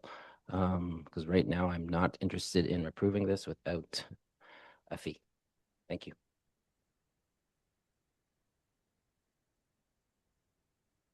I'm just checking to see if I can see everybody. Councillor McDonald.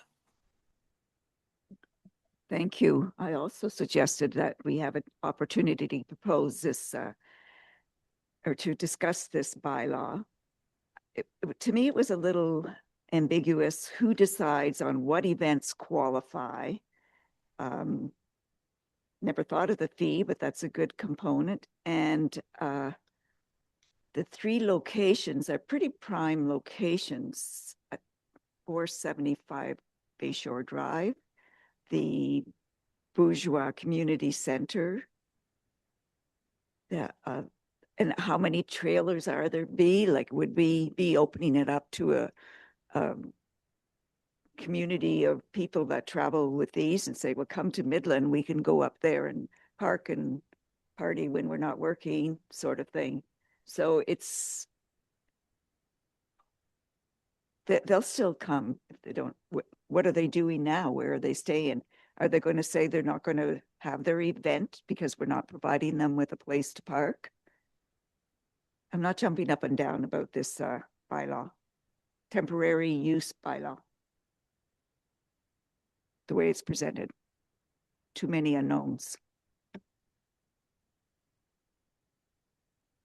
Does staff want to take or give us some more information? Through the chair to Councillor McDonald, the decision in terms of events primarily falls within the executive director for community and growth and my role. If they are a returning event, then it's part of the delegation of authority bylaw that we can approve them. If it's a new event that would have alcohol or a road closure or is of a significant size, then it would come to council. This bylaw would primarily deal with events like Rib Fest and Poutine Feast because they have the food trucks and they need to keep some of their trailers on site so that they can have staff overnight for security purposes to have their offices on site as well. The Bourgeois Community Center parking lot would only be if they needed to have some of their transportation equipment held on site, preferably not so that they would stay overnight for accommodations. They have done that in the past. If they requested that, that would be part of their agreement, and there would be definitely rules that they would have to follow. Additionally, the staff responsible for the Bourgeois Community Center would have to approve and make sure that it was they were able to accommodate them in that lot. I know that sometimes they use the lot to park their equipment and then they stay at local accommodations.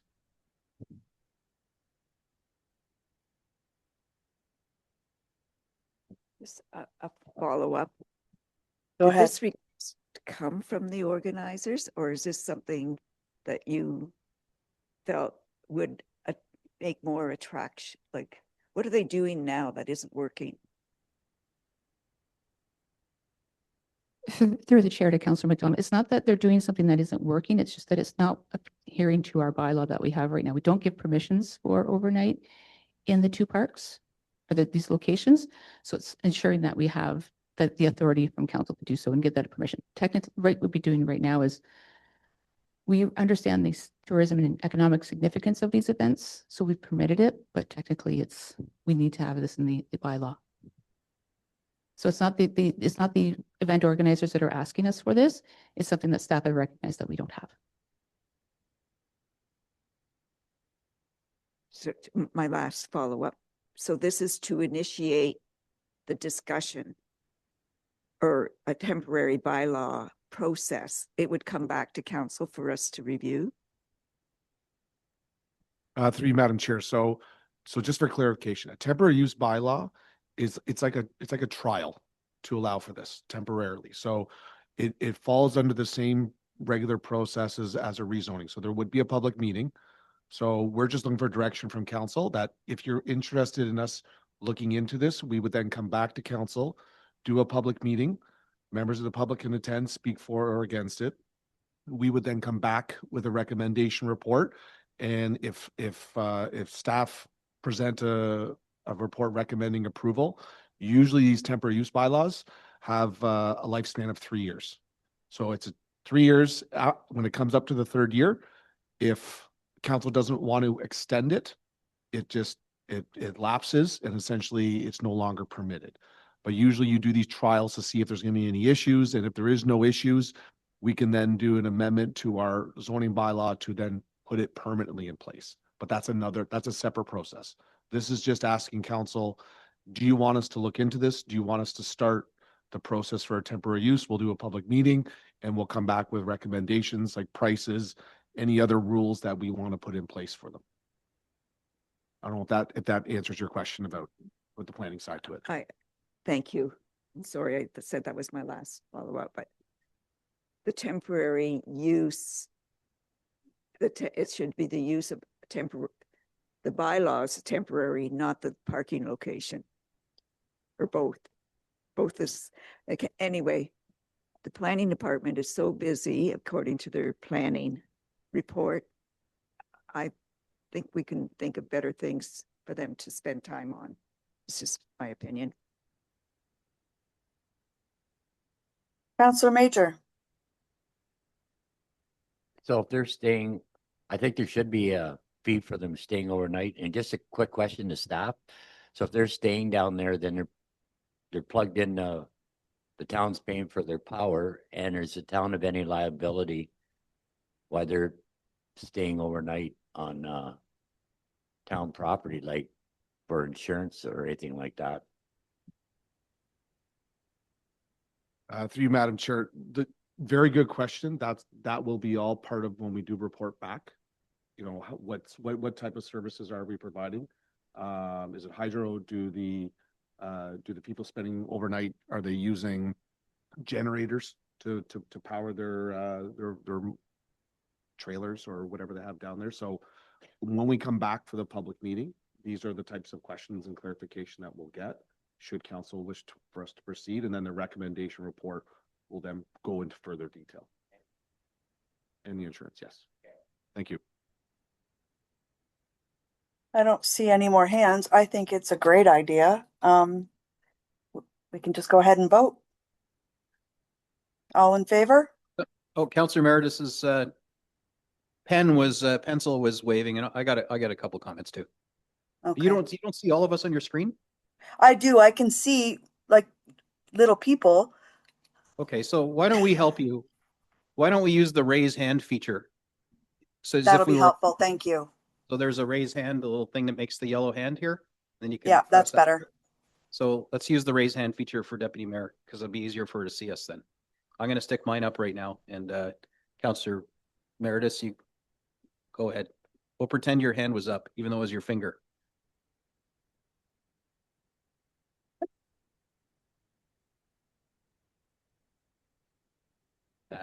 Thank you, Deputy Mayor Prost. I think this, we actually need this bylaw.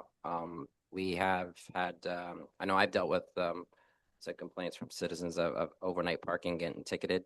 So this would, and I think we're going to review that bylaw later on, but this for sure would fall into those, if we don't have a bylaw right now, that I'd be one advocating for them getting ticketed if we're going to ticket our residents or tourists or so forth. So I think this bylaw is important to have if we don't have one already for that type of event parking.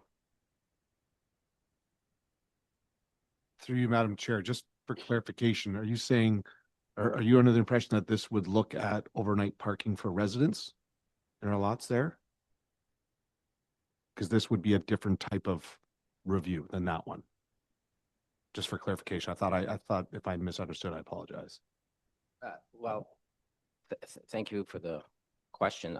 I think that it could be two separate bylaws, yes, but we can't do, we have to make it fair for everybody. So however you want to word it, but two separate ones. If we're not allowing overnight parking, then we shouldn't allow for commercial events overnight parking, right? But that's why I think this bylaw is important to have, so we can allow that. So two separate ones, though. Thank you. Mayor Gordon. Thanks. That's actually an interesting point. I hadn't really thought about it in that scope, like just opening this up to the broader public. I was originally thinking of the carnies, you know, when they come to town and they got their trailers, they're not going to spend money at a hotel because, well, right now, technically, legally, they'd have to because it's illegal for them to sleep in their trailer unless they went to Smith's Camp, right? The only place you can sleep in a trailer is at Smith's Camp. You can't even technically sleep in your trailer in your own driveway. So not to say people don't do that, but we want to make this legal and legit. So if we were going to allow the special events parking, right? So the butter tart vendors, the poutine folks, the whatever, any of these events that come to town, they come with an entourage and they're on the road all the time. And their plan is to sleep in their trailer that they drag around or their RV. This would allow it with a fee, if we go that way, which I support, them to do that legally. But, you know, I'm thinking of a butter tart festival. Somebody wants to come to town and, you know, if I'm not from town and I want to bring my trailer to butter tart festival and I don't want to stay in a local hotel because they're all booked or whatever, could I avail myself of these approved lots and for a fee, camp there too? So that to me feels like a different ask, although the use is the same. So we would need to make sure this temporary zoning bylaw has controls around it, that it's intended for people directly associated with the special event rather than just people who have an ability to sleep, you know, in a mobile device. So, or a vehicle. Anyway, is your understanding that what we're talking about right now is just event related staff and people and their entourage, not the broader public? Yes, correct. Because if we don't want to go down that route, because right now, I've had complaints in our parks, people are camping overnight. So that has to be addressed at another council meeting. I'm sure that's going to come up in our bylaws and so forth, because that is being addressed, whether we are allowing that or not. Because right now we are on a website out in BC stating that we got free camping at Golly Park, believe it or not. But anyways, two separate ones. We're not in the mobile camp KOA business. That's not what our parks are there for. That's what our bylaw department is there to prevent. So two different ones. Not looking for camping at Little Lake Park, which would be nice, but that's not what we're doing here. Yeah. Councillor Patel. Thank you, Deputy Mayor Prost. So I'm in support of this temporary bylaw, but I think there should be a fee attached, like Councilor Meredith, the mayor has, and Councilor Major. My apologies. But I think if we're gonna, the lots in question, it's not gonna expand beyond that scope, I'm assuming, because if we allow for special events, let's say for Butter Tart, we could have like 200 RVs show up. So that management will have to take in place. I'm assuming that that there will be a set limit of how many RVs can enter, for this temporary use, because if the news is out, then these vendors find out, then there's going to be an army just like the trucker convoy. Thank you. Through you, Madam Chair. So when we do come forward with a recommendation, we'll work with the fire chief and emergency services to make sure that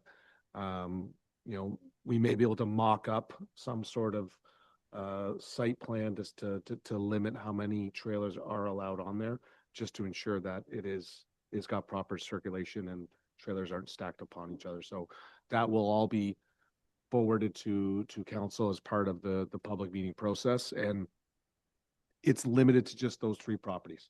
So it's we did it on purpose to make sure that it doesn't go into Little Lake. It's only subject to the parking lot in front of the arena. So that was done strategically as part of this, so that way temporary use after 3 years, if we think it's appropriate and we want to extend it, we're still not sure about putting it permanently in the bylaw. Council can extend that temporary use for another 3 years if they'd like, or they can let it lapse, or we can, if they're satisfied that they want to permanently allow for it as of right in our bylaw, then we would update our zoning bylaw. So there's a lot of options that council would have down the road if we do choose to go through this temporary use bylaw.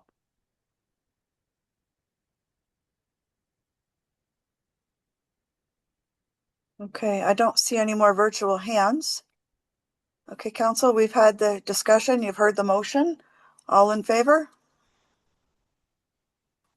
That's carried.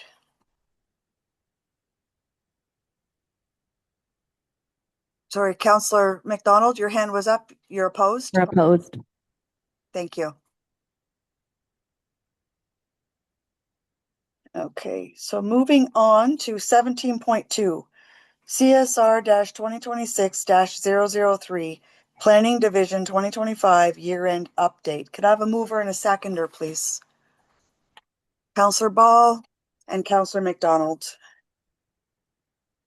That staff report CSR 2026-003, Planning Division 2025 year-end update, dated February 4th, 2026, be received for information. I'll open the floor for discussion.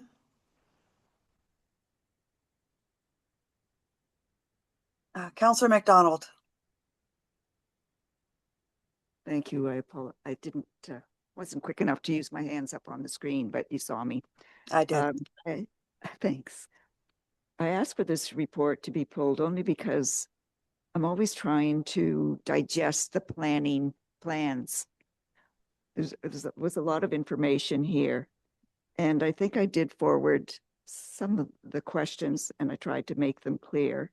So do you want me to repeat them, or does somebody want to address them? That would probably be the easiest way. Through you, Deputy Mayor, to Councillor McDonald, I think you asked several questions. I think maybe for the benefit of everybody watching, it might be good to repeat those questions because I have quite a bit of information here, and I think that just would be helpful.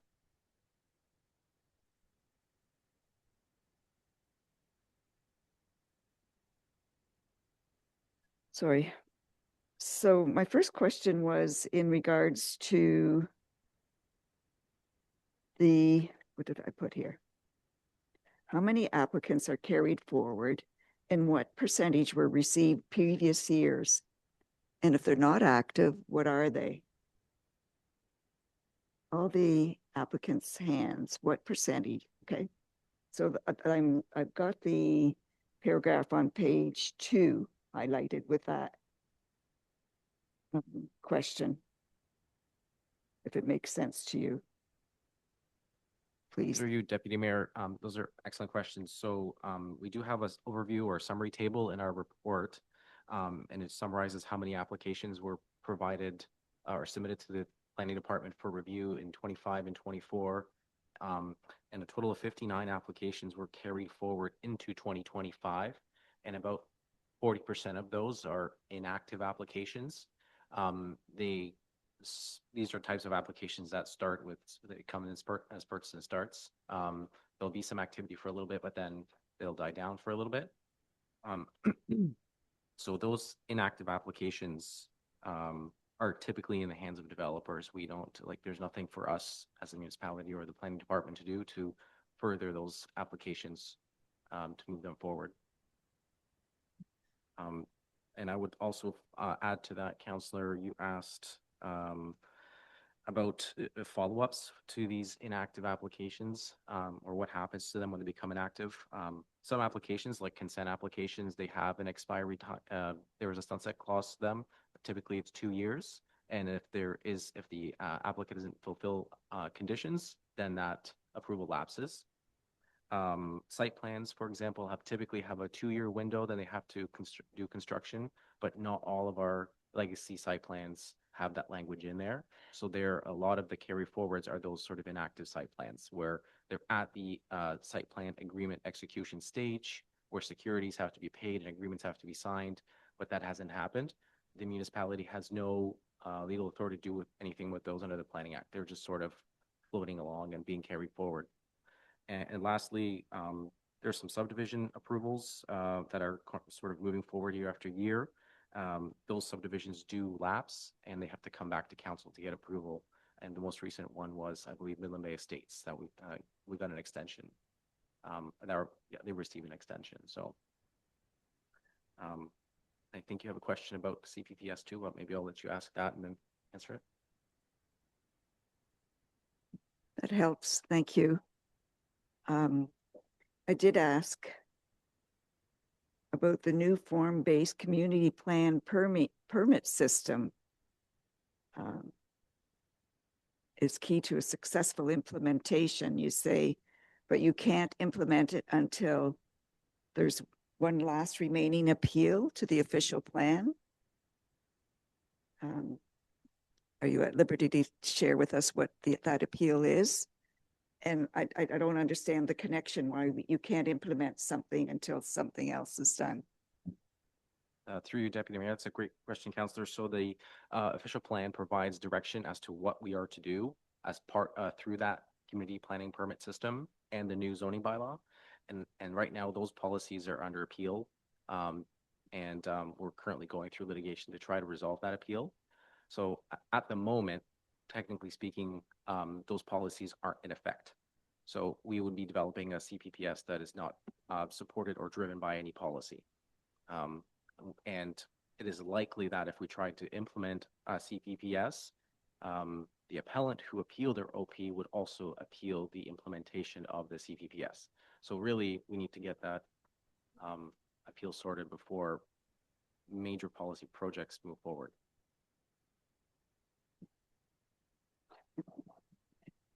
Apologies.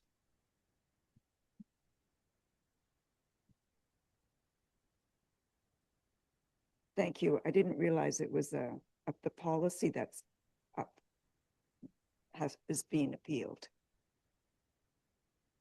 Through you, Deputy Mayor, it is so the town's official plan. There is an area specific and a policy specific appeal that it's in effect at the moment. And that appeal is about 1,600 meters from downtown. So it affects a significant portion of the town.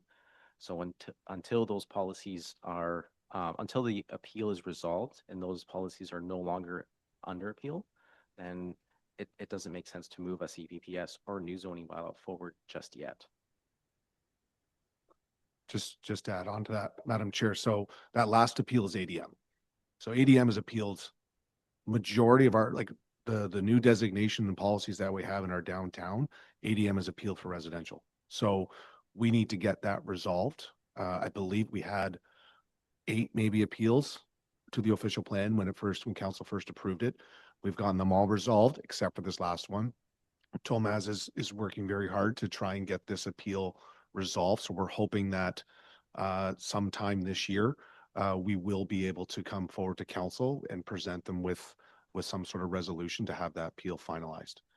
But ADM, yeah, it's ADM, and the majority of our downtown is actually, we have to use the old official plan for Planning Act applications because the new official plan isn't in effect if it's under appeal for those designations within the downtown.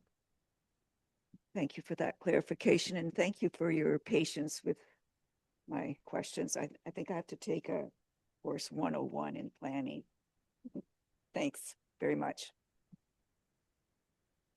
Okay, I don't see any further hands up. Council, you've heard the motion, and this is for information only. All in favor?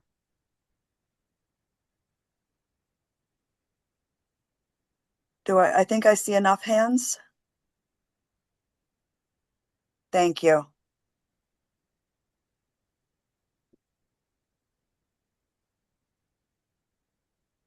Okay, moving on to 17.3. CSR 2026-004 Municipal Law Enforcement Division 2025 Year-End Report. Can I have a mover and a seconder, please? Councillor Ball and Councillor Major.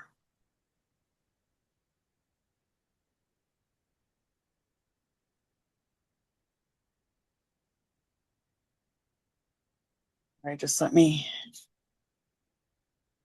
That staff report CSR 2026-004 Municipal Law Enforcement Division 2025 Year-End Report dated February 4th be received for information. Do we have any discussion?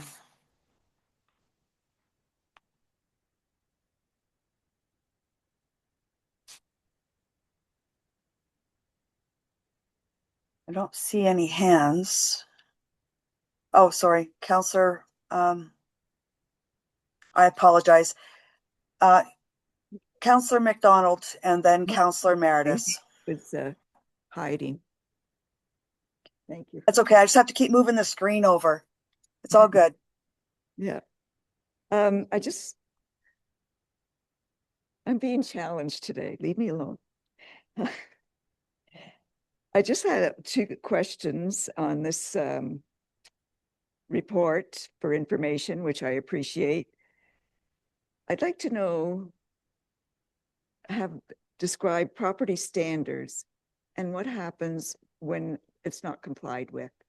I have a couple of locations that I'm wondering why nothing ever happens to bring it up to standard in my view, but maybe my property standards isn't what the town's is. And then, as I said, my second question is about the tree conservation bylaw, which is to be addressed, to be brought forward. I'm wondering if that is to address my March 2024 notice of motion regarding tree protection. Excuse me, through Deputy Mayor to Councillor McDonald, with respect to the first question, property standards is derived through the Ontario Building Code Act. So every municipality is now required. I think that that flipped probably around 2018, 2017 area. Every municipality had to have a property standards bylaw. If in the past, if municipalities didn't, the Ministry of Municipal Affairs and Housing actually dealt with property standards. So they flipped that, as I said, back in about 2018 to essentially download that onto municipalities. When we get a property standards complaint, the typical process would be, of course, we would attend the property.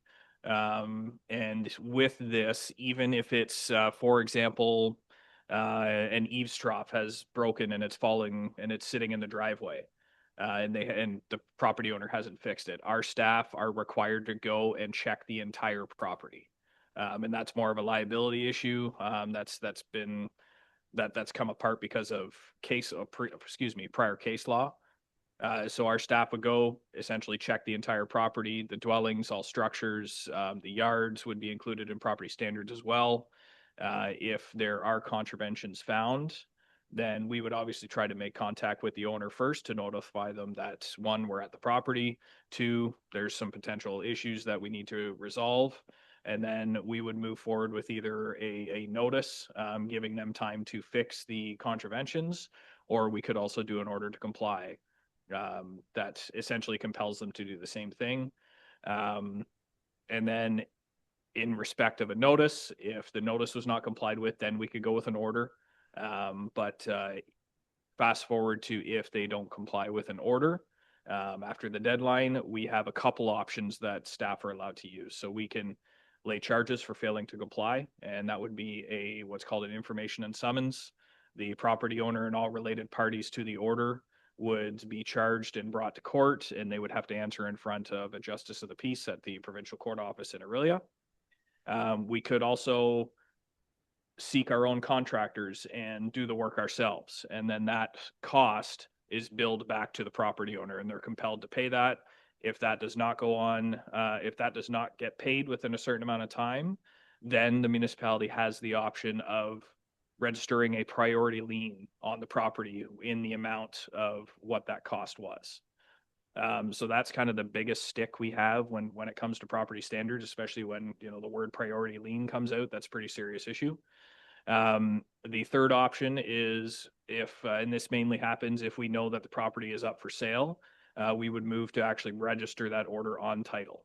And all costs associated with that registration, again, would go to the property owner. They would have to pay for all of that. And that would stay on the property. And the reason we would do that, especially in a sale, is so that any potential buyer that's coming to look at that property knows that, hey, we got a problem here. There's an order that needs, you know, X, Y, and Z fixed. So that's something that they would have to consider if they wanted to buy that piece of property, is they would have to get that order complied with once they took ownership and move forward. So those are kind of our options when it comes to property standards if someone doesn't comply. As you see in the year-end report, we issued 90 notices and orders last year throughout various number of bylaws. You know, some of them are obviously still outstanding, which will be reinvestigated come the springtime. Yeah, I guess the snow has some advantages. The property standard. And then if you could address the tree conservation bylaw that I'm looking forward to hearing. So again, through Deputy Mayor to Councillor McDonald, you are correct. So the conversation surrounding tree conservation is as a result of the notice or the motion that was done in 2024, I believe.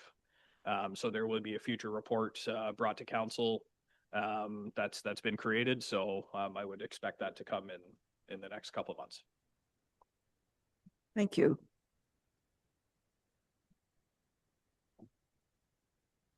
I don't see any virtual hands up. Okay, council, you've heard the motion. Sorry, I just nailed it there. I was quick hand there. Okay.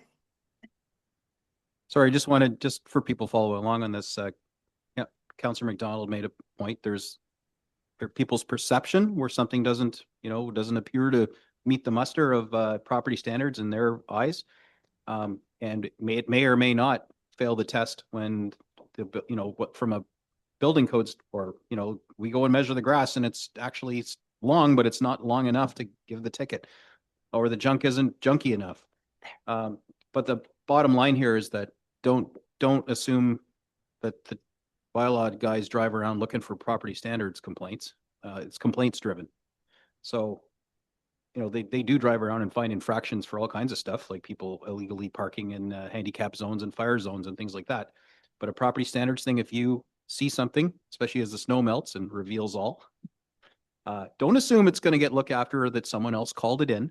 Call it in to the office, drop in when you're walking by or driving by, or log a ticket in the system by emailing service@midland.ca, and that will prompt bylaw to go and have a look. And you may or may not be happy with the outcome, because perhaps in their mind it didn't meet the threshold, or it could be in play, as I've found, because I've had to log a few of these for residents that are either afraid of retaliation or whatever. So I do it on their behalf, and bylaw gets these from me. There are times where it is in play. It just doesn't look like anything's happening because it takes a while. You have to give notice periods, and they can appeal, and nothing just happens quickly. And this can be frustrating for people because they also, we don't typically get back to them and give them the minutia of the updates, although it is nice, and I believe it's a practice now where we will follow up near the end to say, yes, we are doing something about it, or no, we can't, and here's why, to give some closure. But to your point, don't suffer in silence. If you, wanting to keep Midland looking good, see something that you believe is failing that test, don't suffer in silence. Log the ticket with the bylaw, give them a chance to go eyes on and check the property out. And if you want to do it, sometimes people don't. Bylaw doesn't tell that knock, knock, yeah, Mrs. Jones, your neighbor is ratting you out and complaining about something. They keep the complainant to themselves. So you don't have to worry about anonymity, as much as I appreciate people contacting me and I talk to them about everything. You can log these things on your own, and your privacy is treated with extreme respect. And I don't know, is there anything you want to add to that? But these are common questions I get, so I just wanted to repeat them because you brought up a good point, Councillor McDonald, that some people just wonder what's going on. How come nothing's being done? Yeah, through the chair, I think the first thing I'll speak to is complaints. So what I've instructed most people that I talk to over the last year and a bit, if you want to make sure that the bylaw division is going to see the complaint, either do it online through our website and our portal, or email the bylaw@midland.ca email directly, because that, in those two facets, all of our officers have access to both of those. So all of our officers will see when that complaint comes in. So for example, if it's on a weekend, we obviously don't have our CXO staff that are answering phones on Saturday and Sunday. So if they call and they leave a message on the phone, we're not going to see that until Monday. If it's a holiday, we're not seeing it till Tuesday. So it could be even a couple days before we even see that complaint come through. So I always suggest that it's either done through the portal or sending an email directly to that bylaw@midland.ca email. With property standards, yes, it is a long process, a longer process than normal. We are legislated when we issue an order, we have to give 14 days at minimum for someone to fix something, because that is the minimum time we have to give for an appeal. There is a very stringent appeal process built in through the Ontario Building Code Act that we have to put in property standards. So we have the 14 days. Typically, it goes to 19 days if we're sending the order through registered mail, because we have to give 5 days for service. So you may file a complaint in April.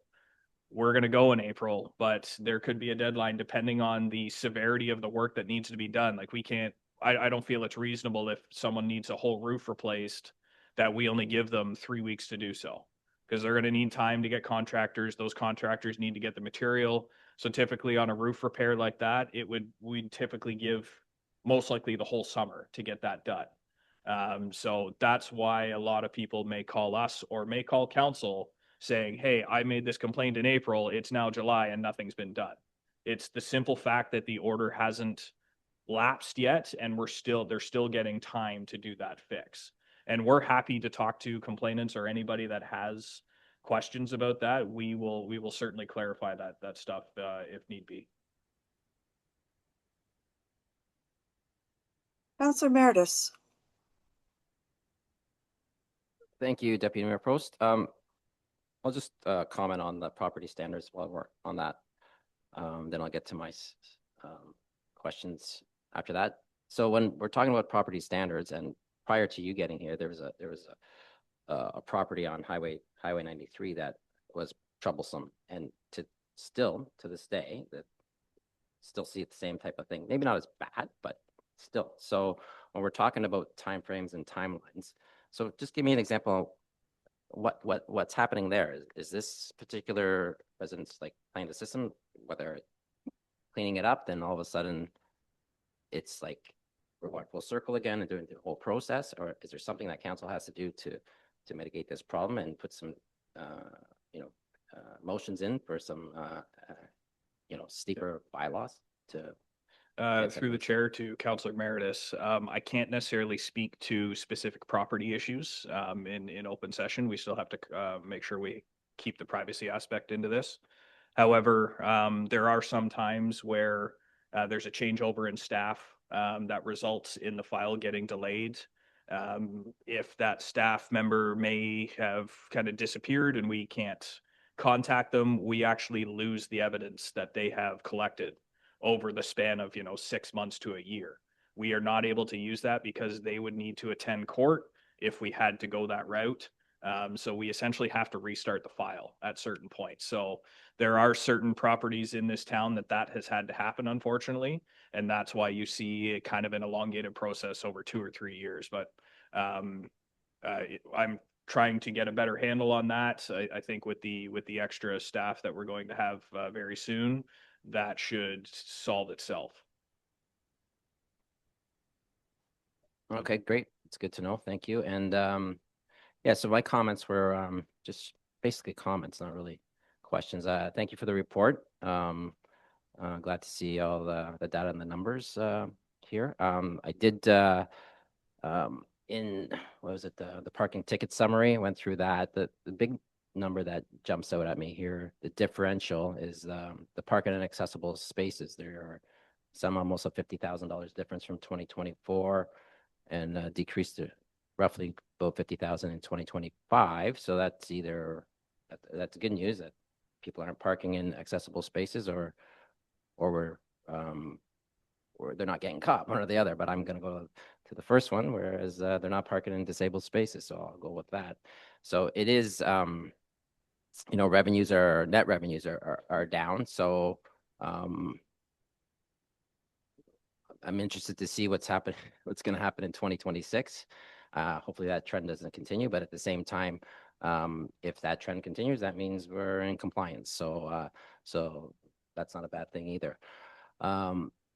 I am through the report. I'm glad to see that people are using the early payment option.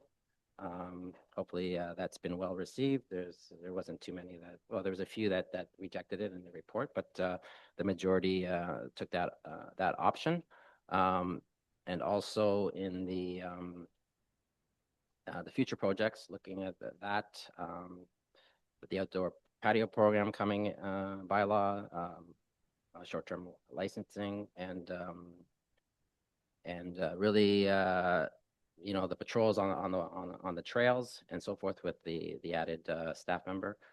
So hopefully that'll work out good. I'm hoping with some zeroing in on Peterson Park, because I've had a lot of boaters complain. People aren't paying. So I've said this repeatedly. People don't mind paying, but when they're in a lineup, when people in front of them that haven't paid, then they get a little bit. I get the phone calls. So I'm glad to see that in the report you're going to focus on that as well. And But overall, thank you for the report. Counselor Major.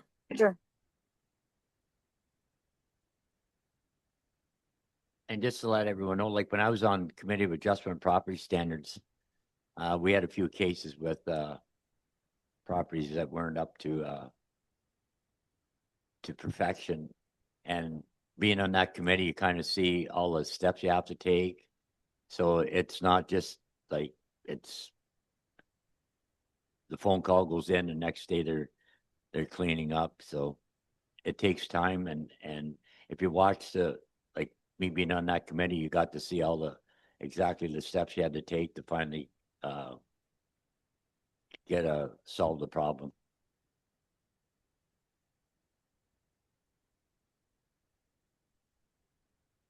Okay, I don't see any more hands. This was for discussion and we've had that. Council, you've heard the motion. All in favor? That's carried. Okay, moving on to 17.4. CSR 2026-00 Celebrate Water 2026. Could I have a mover and a seconder, please? Who don't I have yet? Councillor Meredith and Mayor Gordon.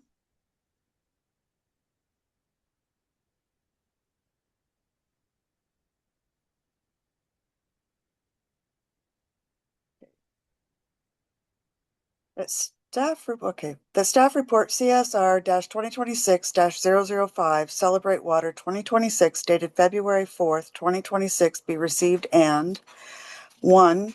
That $10,000 be given to the Canadian Museum of Water for a temporary public arts installation, and 2. That the amount be funded from the Council Initiative Reserve conditional that the installation adheres to the town's public art policy, and number 3, that Council amend Resolution 2025-321 to have the artwork located in Little Lake Park. Before I open the floor, I think our open forum was fantastic tonight because Ms. Teets said she saved me a lot of talking. I think we really went about this the wrong way. When you apply for a grant from our grant system and you're denied, you don't really find another way in. I think we were setting a very bad precedent. I don't think that it was appropriate. I think it is something we need to look at as a council and with staff. I mean, if we make a mistake, then we own it and we move on. I just don't think this is a very good precedent to take because there were several other applicants that didn't receive anything. They applied, some got it, some didn't. End of story. There's other grants out there and sometimes you win, sometimes you lose. And I think that we need to stick to what we do and not find a side door in, or, like ask dad, he says no, so go ask mom. I don't think this was done the right way. I think it is something we definitely need to look at. So now I'll open the floor for anything else anybody else has to say. Okay, I got a whole bunch. I don't know who was there first. Councillor Patel. I think Councillor McDonald was first, so I'll let her go first. Thank you. Councillor McDonald. Thank you, Deputy Mayor Prost. I was really pleased with the opening session that we received because she said everything that I had written down. I had the report pulled. Apparently, the way it's explained to me now, because I certainly don't remember approving $10,000 to put a sign in the water that it comes in waves. I'm told I did, but that is not clear to me. It was presented in a bundle. The bundle wasn't clear at that time. So I'm asking for a motion to reconsider because there's too many things. It's not, to me, my opinion, it's not going to attract tourists. It's environmental impact. We don't know. The staffing, I've never even considered that time frame.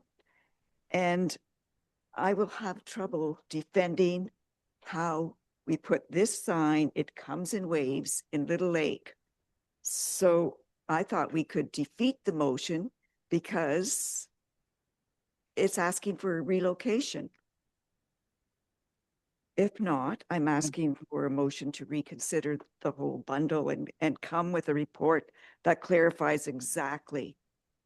Apparently it was 20,000, but 10,000 is going for this sign. It comes in waves.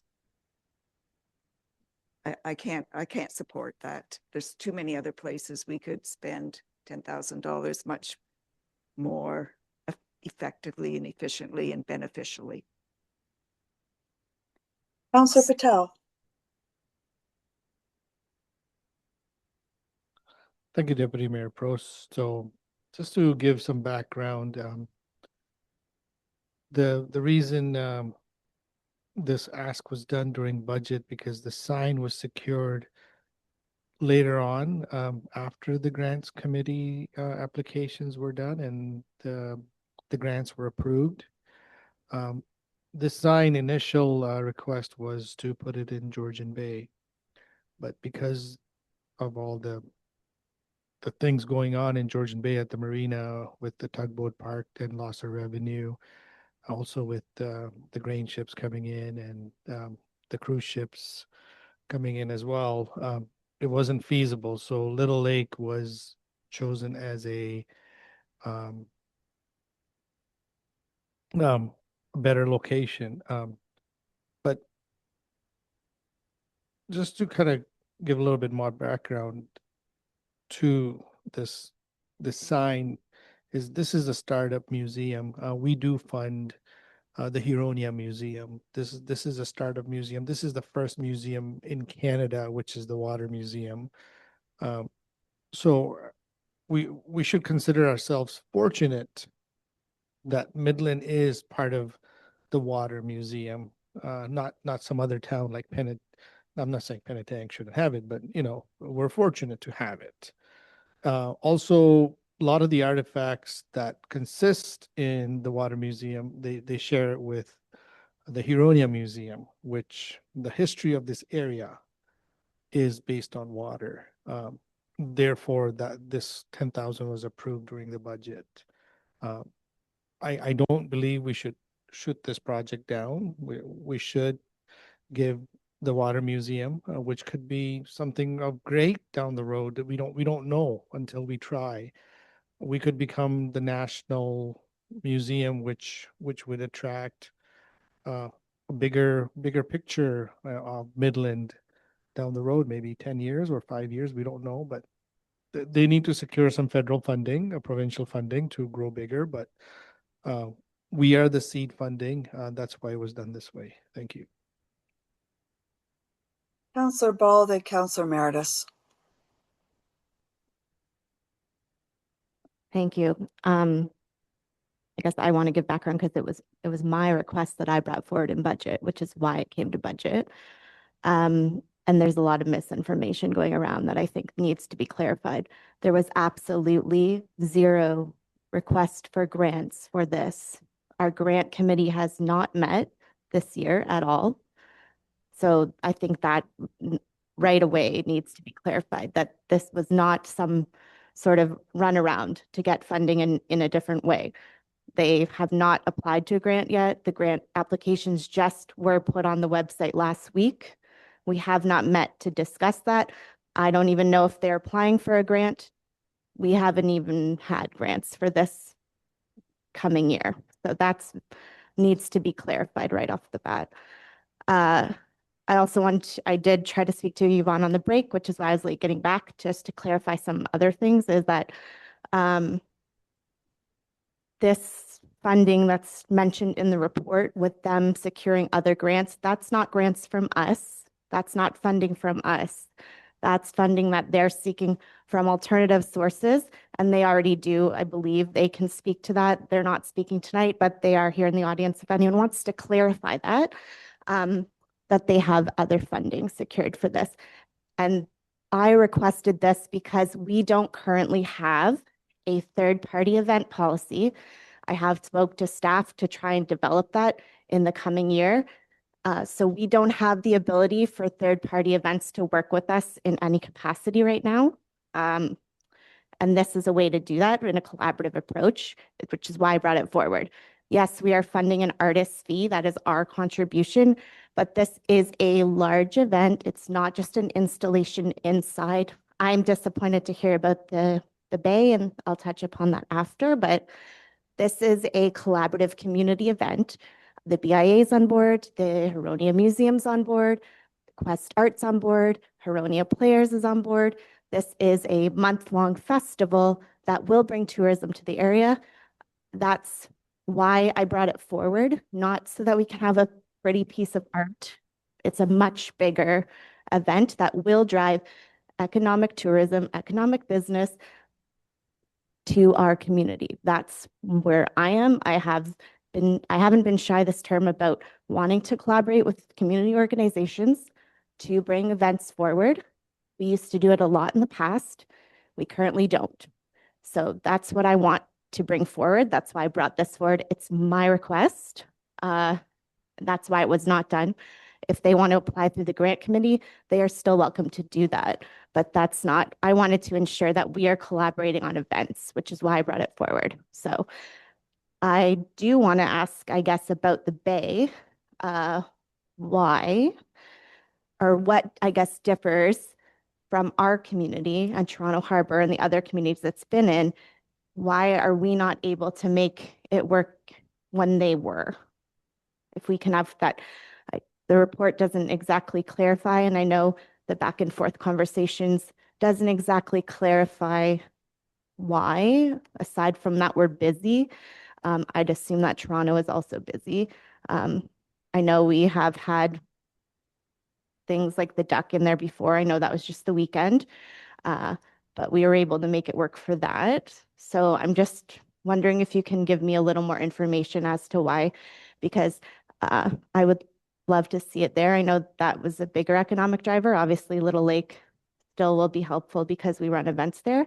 And also, if anyone wants tourism numbers, I'm sure the BIA and the museum have done their due diligence on that and can provide you with what they feel is going to be an economic driver and funds coming into our community for that. Currently, obviously, we don't have that up here, but they, I'm sure, would be open to that conversation, and they've done their due diligence on that.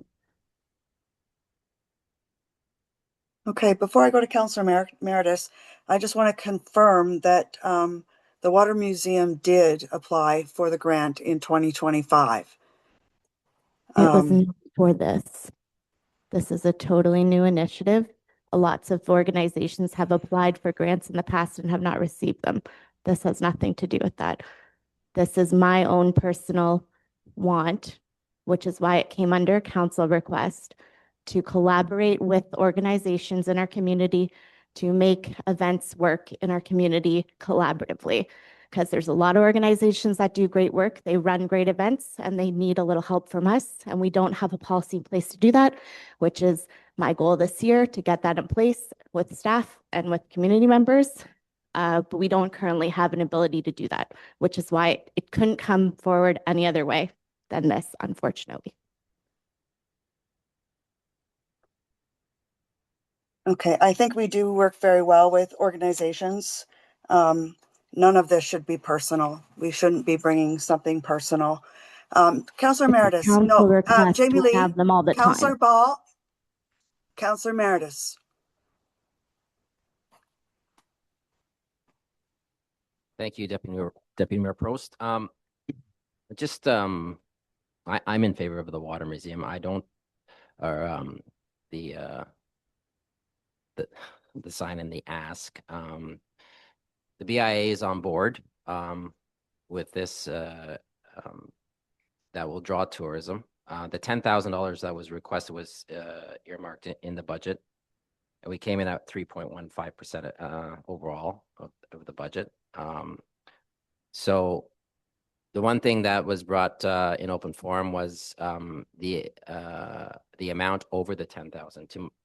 I just want to make sure, if I can get this from staff, that this is a $10,000 ask, and there is no staff time ask in this. We're not going to be going over $10,000. This is a $10,000 to Mr. Traverse and the event, is my understanding, and we're not including staff time and so forth. Is that correct? Through the chair to Councillor Meredith, $10,000 will be going to the Water Museum for this. There will be some staff time. We'll have to make an agreement with them, but we will not be responsible if council decides to support this project in terms of installation of the work, maintenance, and any repairs that may have to happen. If there's any damage done to it, that will not fall with the town. Thank you. And what do you anticipate like staff time for this? Is this for the approvals of what they want to do in the town, or is this physical manpower somewhere? Through the chair to Councillor Meredith, it'll be staff time to do the agreement. I don't imagine it'll take us a long time to do the agreement, and of course, negotiate any issues that the museum might have with what's in the agreement. We also want to make sure that they've got proper insurance, that they've got all their approvals. They may need to talk to the Department of Oceans and Fisheries. They may need to talk to the Ministry of Natural Resources. There's a lot of things that you're putting into public artwork into a waterway. So we want to make sure that they've got all the proper approvals to do so. So we'll just make sure that they have that. But there will be no operations staff won't be going on site and helping them install this or anything like that. So yeah, and thank you. And that was my understanding when I was talking to Mr. Traverse as well.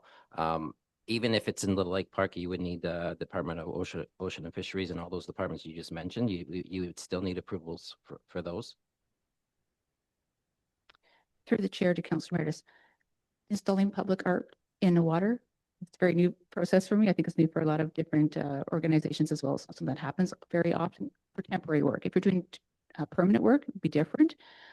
I do have the contact for the organization in Toronto that commissioned the work. I haven't reached out to them yet. The report was already drafted when I received their contact information. I'm awaiting to find out the direction of council before I reach out to them.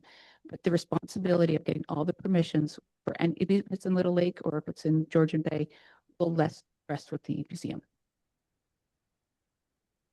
Okay, thank you. And just some additional comments. We had a meeting. The BIA had a meeting last night. This topic did come up. I did probably mention them that if approved, it would be going in Little Lake Park. So we're going to tie, which on first thought, I wasn't in favor of the Little Lake Park, but then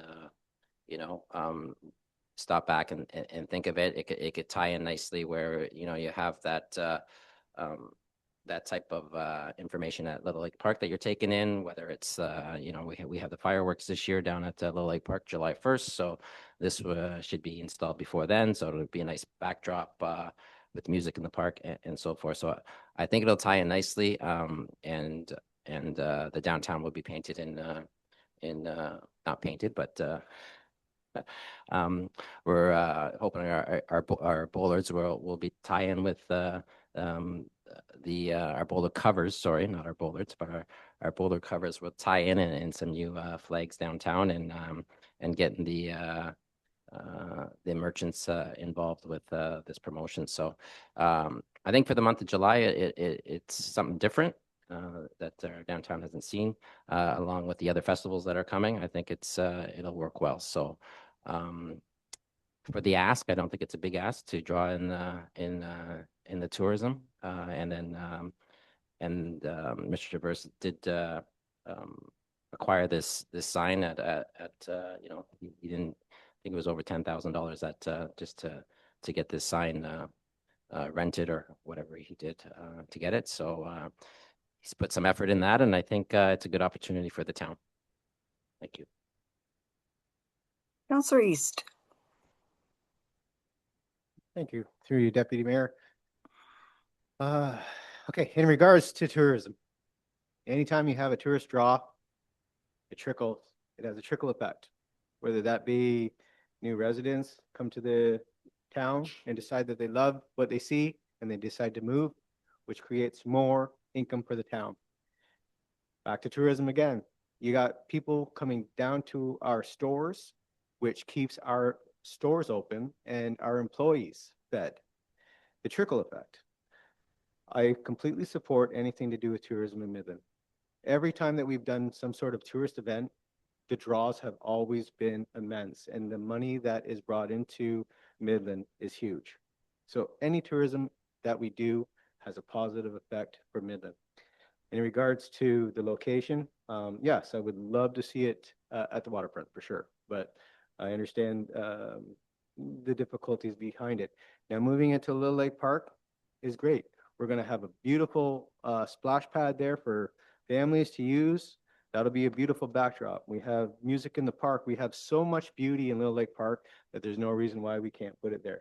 I would still love to see it downtown. There's no doubt about that, because we would love to infuse the waterfront with more tourism. But why not use our beautiful Little Lake Park? So in regards to it not being a sufficient way to spend money, if you don't understand tourism, then obviously you don't see the benefits and the trickle effects of it. So I appreciate what was said, but you really have to step back and see what tourism does for Midland. And the truth is, we're a tourist community. We have to find ways to keep infusing Midland with new, fresh ideas to keep draws to the Midland, or else we'll go stagnant. So I fully support this. I love what was said earlier this evening at the podium, but I look at the benefits of tourism much far past $10,000. So I fully support this. Councillor Major, then Councillor McDonald.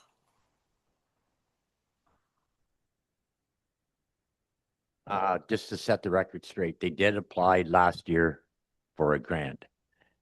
I think we had 24 apply and we gave the money to 12. As for having it at the park, they can't be at the dock because we're not taking revenue that we basically got guaranteed revenue down there. So if they're asking for $10,000, I don't think they're going to reach in their pocket and give the town back the revenue that we're going to lose by having it down there. Down the Little Lake Park, if it's going to be somewhere, at least with a splash pad. And if I don't know how many people go down through the park on the weekends, I do, just to see exactly, well, one, to compliment the staff of how well maintained it is, and two, to see how many people. So maybe this thing will bring more people down there, but I will not, I cannot justify it being at the dock unless they want to pay the difference of the money we're going to lose down there that we're guaranteed.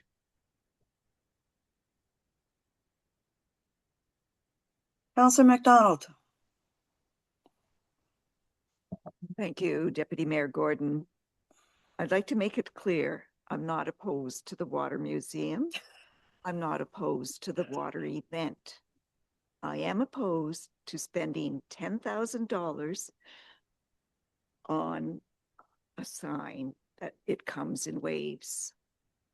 To me, that message isn't clear. Hopefully I'm proven wrong and we're flooded with tourists to come and see this sign in Little Lake Park. I will say, okay, I was wrong. So I'm going to ask for a recorded vote. I was going to ask to reconsider the motion, but obviously that I wouldn't have the support for that, but I will ask for a recorded vote. And I'd like to just clarify, they might have got a grant, but I don't think it was, they didn't get a grant from the Town of Midland Community Grants Program. Is that correct?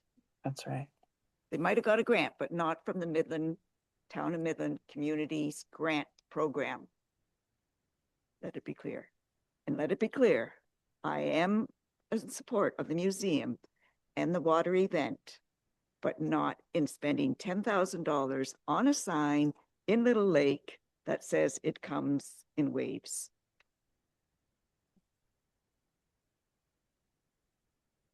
Mayor Gordon. Thanks. I slipped on my water museum shirt. Just So I'm declaring my bias. I came into this pretty much, in support of this. I went to visit Dr. Travers today to review the report with him and discuss what the recommendation was, which, they would really love to see it in the harbor, but he understands logistically some of the issues with that. And he certainly isn't, as much as he'd love to see it there, he's great with Little Lake Park too. The thing we talked about in the staff report, there was 2 possible locations of Little Lake Park.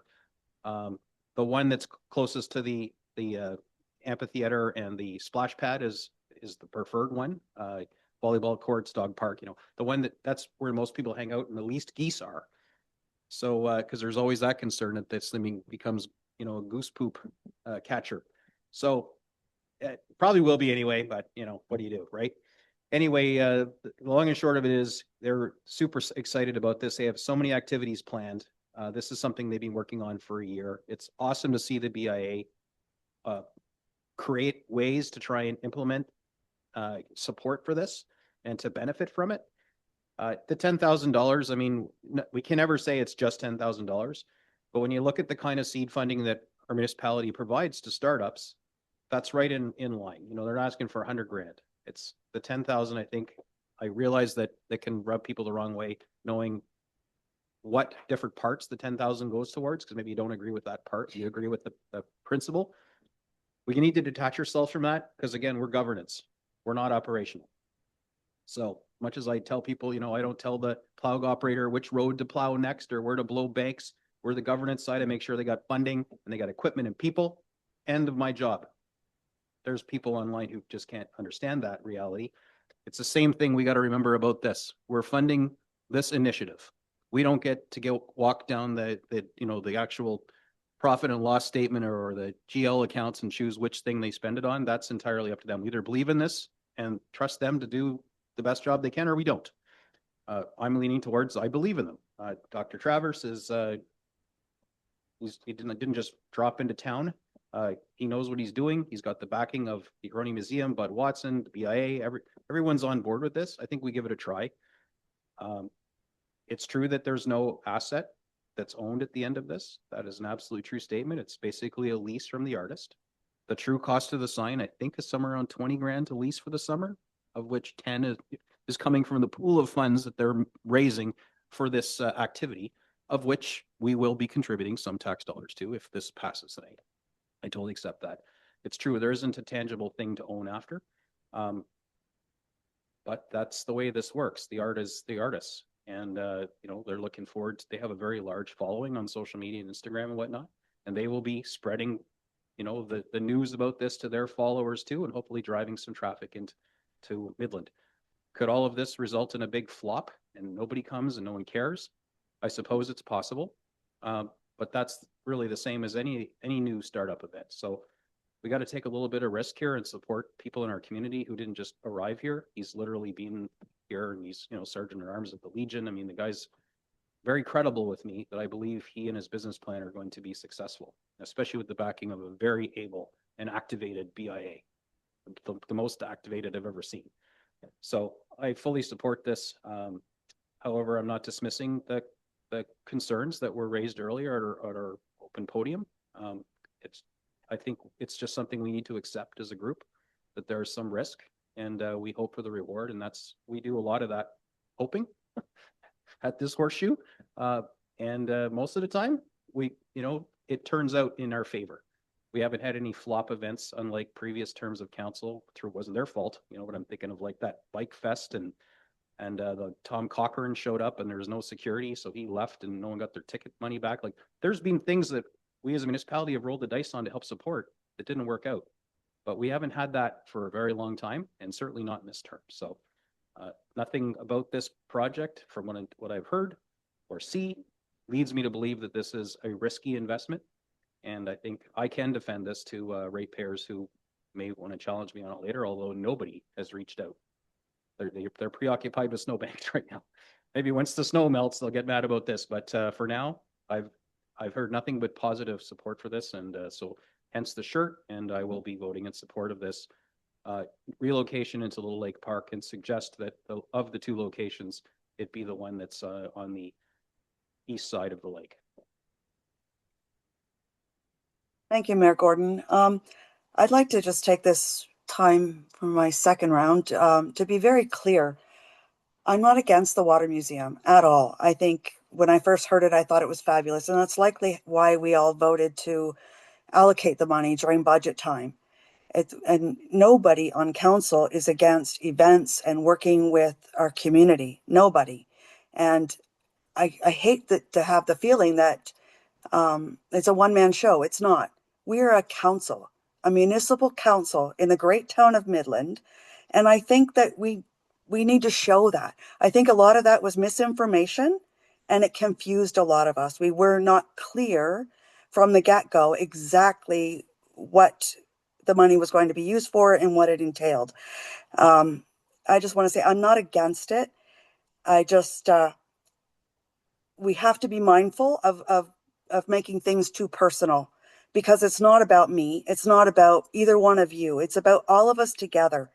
And I'd like to see the council continue that way. And I will take a moment, because I do find it very frustrating, and I'm just going to say it. We only speak anybody when the chair gives permission, because it just causes chaos and frustration. And I'd like to avoid that. We are a great council and we have fantastic staff. And I'd like to see it move forward in our last time together, if it is, and however that works out, in a great way. Every one of you are great people. And I would just like to see it run better. Let's do it. We can do this. There's no reason we can't. So I'm not against it, and I will vote in favor of it, despite a lot of reservations, because I think we need to be together. And I just want to make it very clear that we are all in support of our community. That's what we do, over and above the best we can. So I don't see any. Oh, I do see a hand up. Councillor Ball. I'm using my hand this time, so I apologize. I got passionate there and obviously did. This is a passionate topic to me. I just don't like the misinformation and I just want to clarify this. It was a personal council request, but I have no personal affiliation to this. So it is not a personal request. It's a council request that I personally brought forward that we do at every budget, but I'm not personally affiliated with this anyway. I just would really like to see successful events in our community. So I got passionate and I apologize for speaking out of turn. Well, we are all passionate about things. I really think we didn't have all the information at budget. And I think that was very confusing. But it's great we have more now. Councillor McDonald. Thank you. I'm just requesting a recorded vote. Okay. Madam Clerk. All right, so back to, okay. We've had discussion. Council, you have heard the motion. Do you want me to read it again, or are we okay? We're good? Okay. Oh, recorded vote. I apologize. So all in favor won't work. Thank you, Deputy Mayor. Council, you've heard the motion. When I call your name, please say yes or no. Councillor Meredith? Yes. Councillor Patel? Swim, yes. Councillor Major? Yes. Councillor McDonald? No. Councillor Ball? Yes. Councillor East? Yes. Deputy Mayor Prost? Yes. Councillor Bald? Yes. And Mayor Gordon? Yes. The motion is carried 8-1. Okay.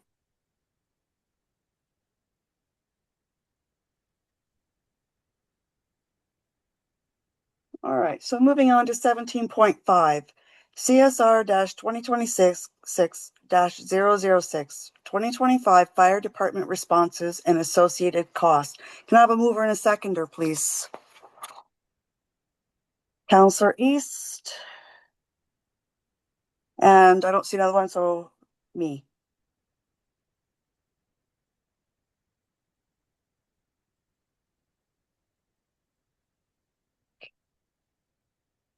The staff report CSR 2026-006, Fire Department responses and associated costs dated February 4th, 2026 be received for information.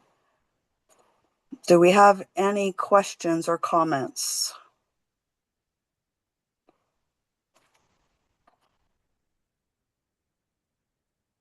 Thank you, Madam Chair. Did you say that you put yourself as a seconder? Yeah, can I? No, you can't. Okay. I need So whiteout. perhaps Counselor Patel had his hand up, so maybe you missed it. So if you could please put Counselor Patel as a seconder, that would be great. Done. Thank you. And I think I see Counselor Meredith's hand up.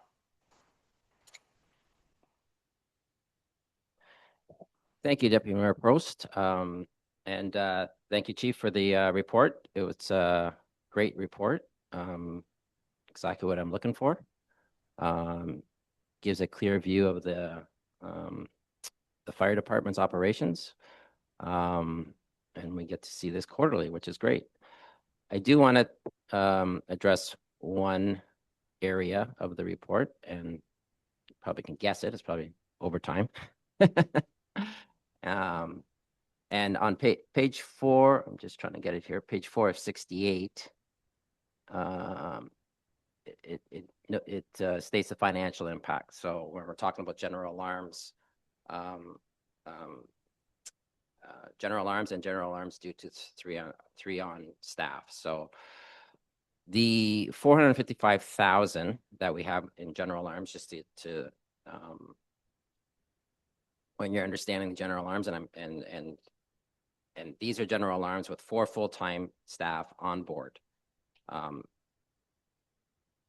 And the 455,000 that you have on this report, if we go back into the financial, the actual breakdown, number of calls 277, just so that I'm clear, because I'm getting 2 different numbers here. So 277 and the 60 is the 455 a part of the 95,000? Because if you go to, I guess you could answer it this way. So if I add up all the general alarms, 4 on staff full-time and 3, would it be the combination of 455 and 95? So 460, $580,000, right? So it's actually take the 95 out of the 455, which would be 360,000. Okay. So on this chart, it shows it the way I interpreted it the first time. And then on the ladder, you have it, you have it the 360,000 if you minus it. So if you go to the staff overtime statistics and you look at the MFD 2025 general alarms,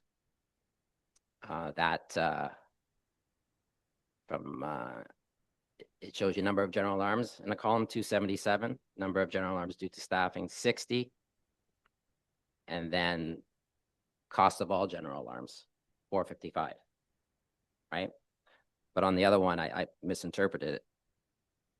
So on the one I just told you on page 4, it's not canceling it out. You know, not that it's a big deal, but I just read it again. And so I'm glad that we're 360,000 versus 455. And do you understand what I'm saying?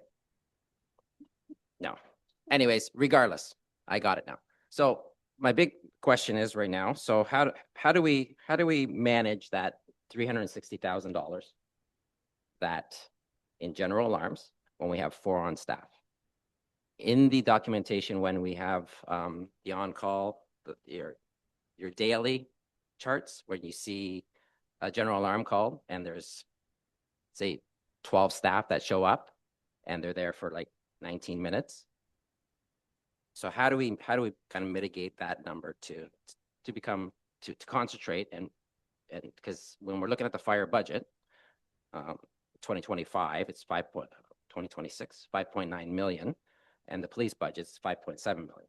So when we're looking at those numbers, how do we get that number down?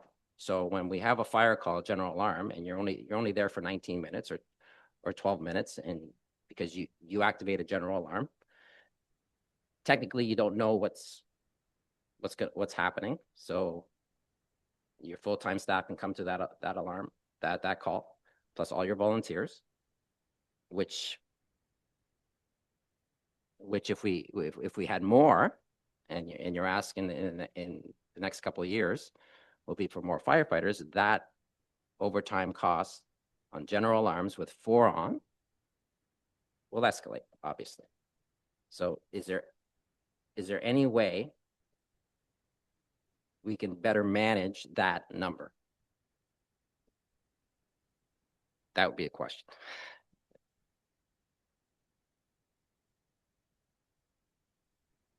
Through the chair. And I was trying to follow as you're going because there's a lot of stuff that was asked there. So I think I'm going to start with clarification.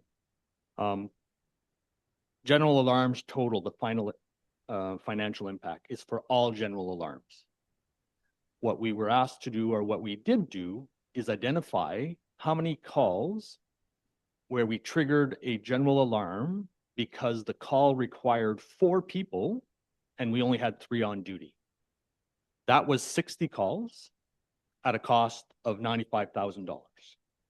So if we had 4 people on duty at the time, and those 60 calls came in, we would not have triggered a general alarm, and it would have saved us the 95,300 and change impact on the overtime. When it comes to general alarms, you have to remember, if we trigger a general alarm, as per the CBA, career staff coming back are paid at time and a half for a minimum of 3 hours. Be it that they're there for 3 hours or 2 hours and 59 minutes, or as the counselor suggested, 19 minutes, they're paid for 3 hours at time and a half. The volunteers work on a point system. So when they come back, depending on how many volunteers came, how many calls we had through the month, it breaks down the salary. Staff have provided a breakdown of each incident per month, per call, as far as the cost is. And that moves between, I think on the low side was around the $1,500 mark for a general alarm, up to $2,800, depending on how many people show up and how long the call is. How do we solve that issue? I'm going to suggest if there's more career staff, so we can have 4 on duty, we can eliminate 95, well, in this case, 60 calls or $95,000. I acknowledge the fact that there's a cost for full-time staff, and one will never negate the other. But because of the staffing that we have on duty, we cannot mitigate potential and known hazards with the staffing that we have.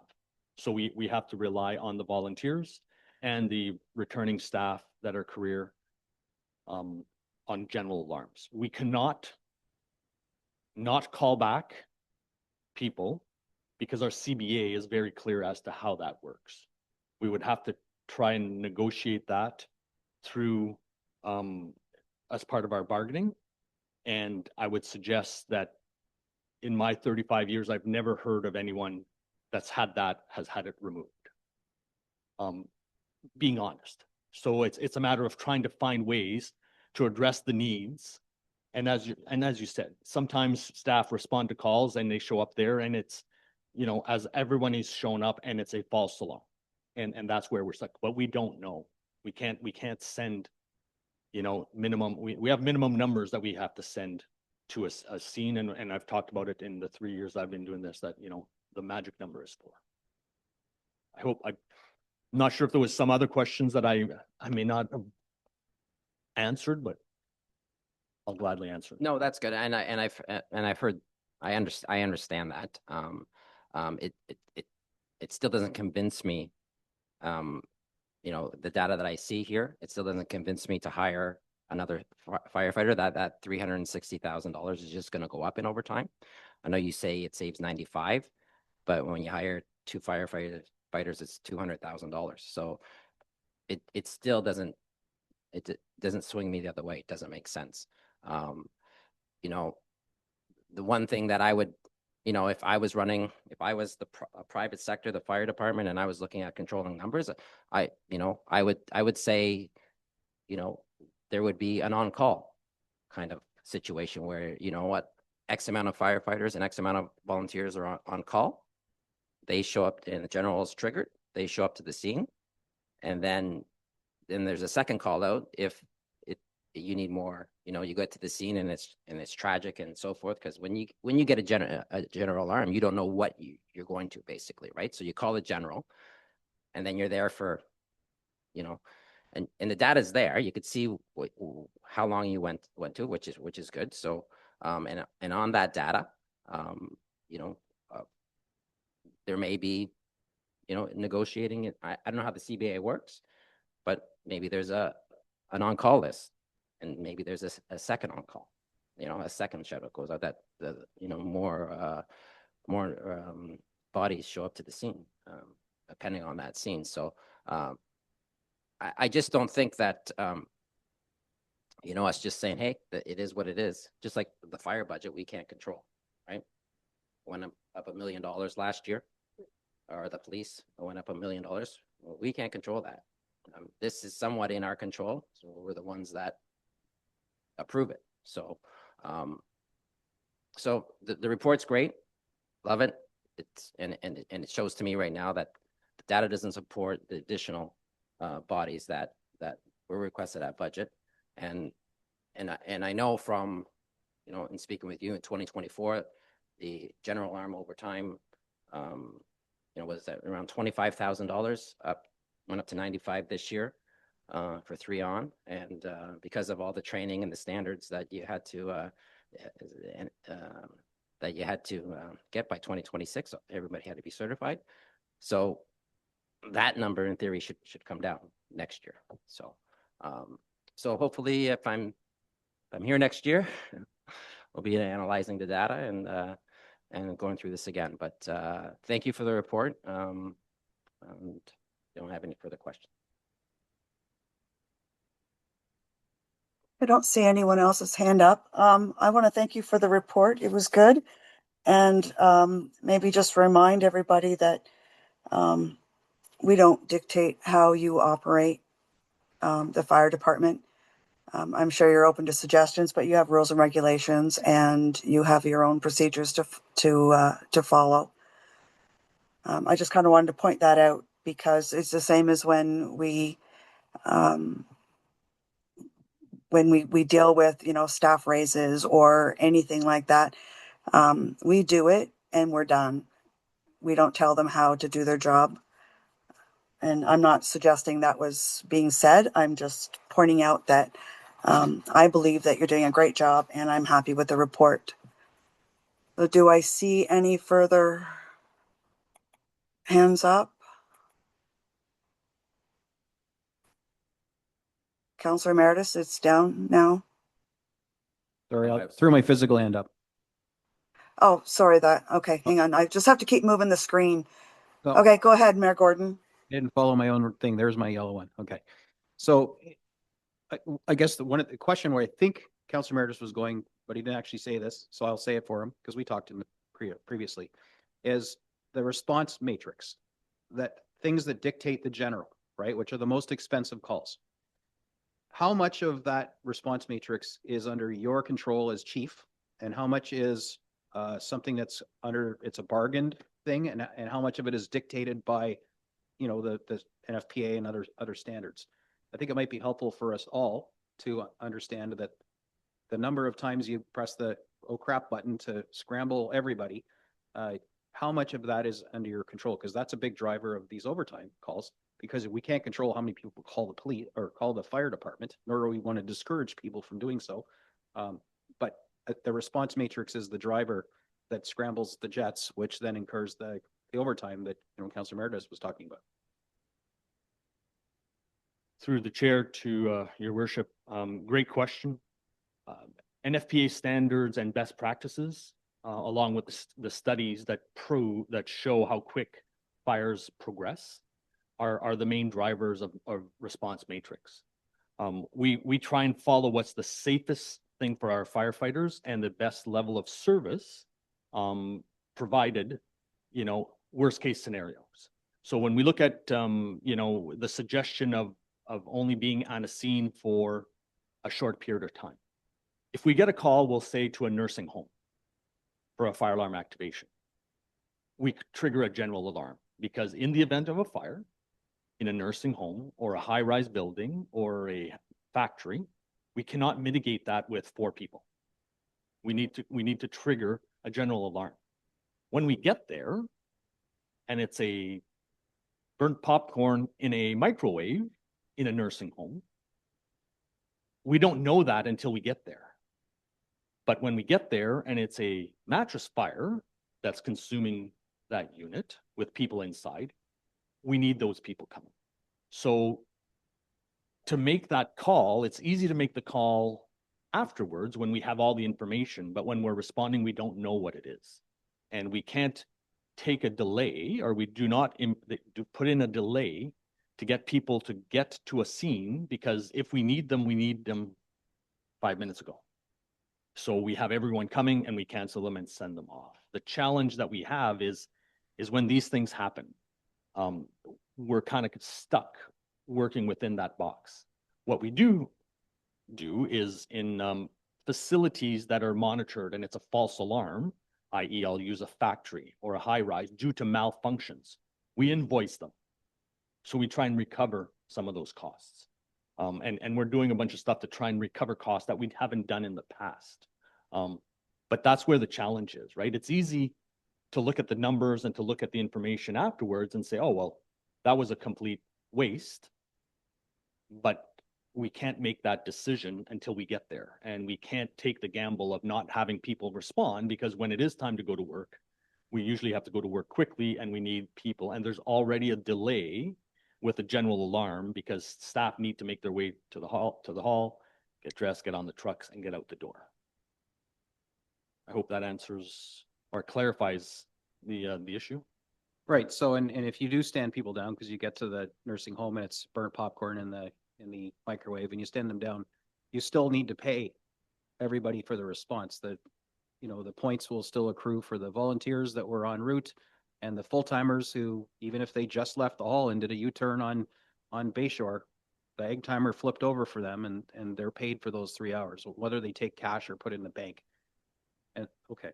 So, I mean, I think I knew this, but still I want to make sure it's accurate. And then the other reality is that, we're not even really seeing the true cost, or sometimes the driver of the cost is because people, rather than having to pay taxes on all this overtime they accrue, they will bank it. And I'm assuming there isn't a cap on how much you can bank before it's forced to be paid. I don't know. This is a question I don't know. But in the policing world, which is very similar for the collective agreements, there wasn't. And, you would, for the most part, bank your overtime, because why wouldn't you? And then take it as time off. Whether that's because you're a plumber on the side or you just like to have time off. You earned that time. But when you're off, now your spot needs to be filled by somebody else. And if you don't have the staff, that you're calling in someone on overtime. So one of the things Councillor Meredith and I were talking about earlier is how much control do you have about approving people's time off requests based on overtime? I get vacations different and is usually protected and subject to all kinds of extra fees if you have to call someone back from vacation. But if somebody wants to take time off and use their bank, I know this is getting more in the weeds, but I'm just genuinely curious because we did talk about this. Can you or somebody in your organization say, no, that's going to leave your shift too short and it's going to cost us a fortune on OT and I can't find anybody? How does that work for staffing? Because of course we're going to incur overtime burn on calls when we're short because people are taking their time in the bank that they earned. Through Madam Chair to your worship, great question. We are allowed to have one person off on vacation or toil or lieu time or extra time. You are correct. People can take time as opposed to cash. We have a cap at 80 hours, and a lot of people do use that. The challenge we have is they can only take that time when there's 4 people on duty. So you're allowed to go, our minimum is 3. So if there's 4 on duty and they have the time and they want to take it, they can take it. But then the catch there is now there's 3 on duty.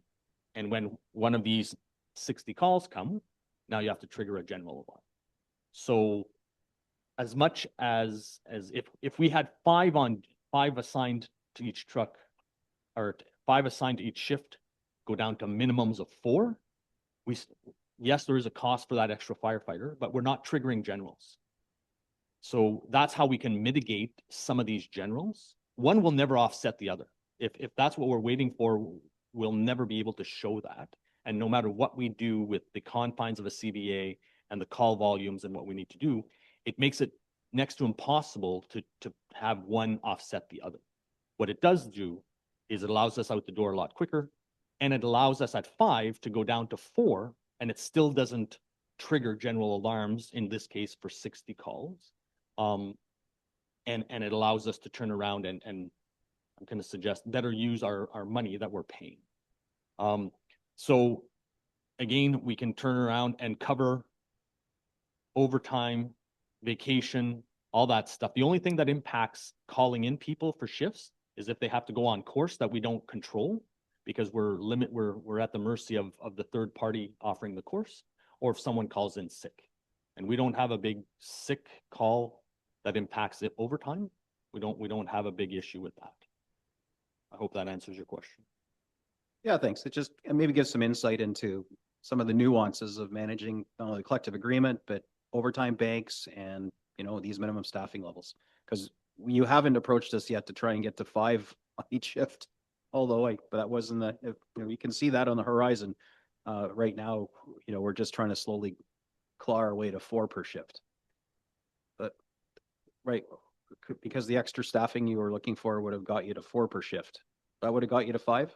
Okay, sorry, I've got my numbers backwards. Yeah, so that's ideally where we're trying to get to, is that 5, so you can have that 4th, that person off on sick or vacation or training or whatever, and not trigger generals all the time. Right. Okay. That's a next budget conversation. Okay, I'd like to call a vote, but Councillor Major has had his hand up. So it goes from 5 to 4. So basically, are you going to eliminate, like, why have so if you got enough to go on the truck and 14 of your volunteers show up, then what? So you got enough to go on the truck. So you call the alarm. Then all of a sudden, like, I don't know how many volunteers showed up. Like, do they go anyways, or are you just eliminating the volunteers eventually? Through the chair to Councilor Major, at no point in time will Midland ever eliminate volunteers. When we're talking about the first truck out the door. Yeah. So when there's 5 assigned to the shift and 4 go, the second truck is staffed in a general alarm. The second truck is staffed with callbacks and volunteers. The third truck is staffed with general. But how do you know, how do the volunteers know when to go or not? Like, all of them could show up. So when we trigger a general alarm, yeah, the pager goes off and the phones go off and staff return to the station. When we have a call that is managed by the on-duty crew, the pagers and their phones do not go off. They only get notified that they need to return to the station with a general alarm, and a general alarm is only called for structure fires, alarm bells in a vulnerable occupancy, motor vehicle collisions, where there's only 3 people because of the staffing needs. So volunteers and general and career staff are going to be called back on the, we'll call them the big incidents or the potential big incidents, but the day-to-day stuff that can be dealt with, as we're doing right now with the duty crew, we'll continue doing that.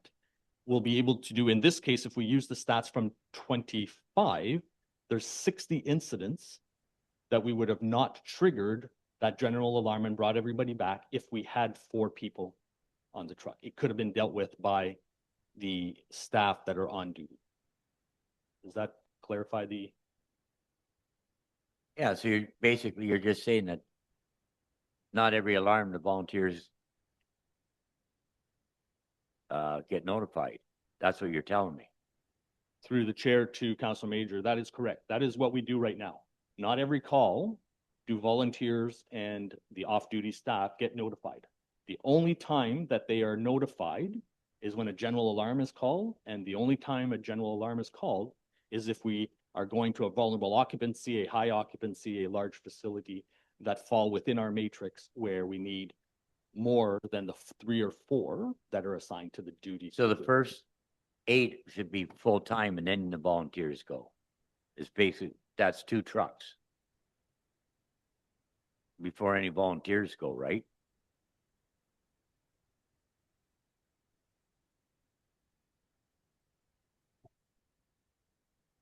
I mustn't be through the chair, sorry, to Councilor Major. I mustn't be explaining myself properly. When a call comes in, a normal call, a medical call, a motor vehicle collision when there's 4 people, the duty crew responds. They are the only people that know about the call. If a fire alarm comes in at a high-rise building, a nursing home, a large facility, that triggers a general alarm. Then the duty crew responds, as well as the second truck, or if they have to wait for staffing, the first truck will wait for volunteers or career staff to respond. So there's 2 response levels, one that's dealt with by the duty crew and one that's dealt with by everybody that's available to come back. So when it's just a duty crew call, the volunteers and the off-duty staff don't know anything about it. But when it's a general alarm, then whoever's available that can come back will come back, and the duty crew will respond, and then the second and third truck will continue on. The challenge we have is when there's only 3 people on duty, that truck can't leave until at least one person on callback comes back. And that's full-time? Or volunteer. Okay. Full-time So then or all the whoever the volunteers. first person back will get dressed and get on the truck. Okay.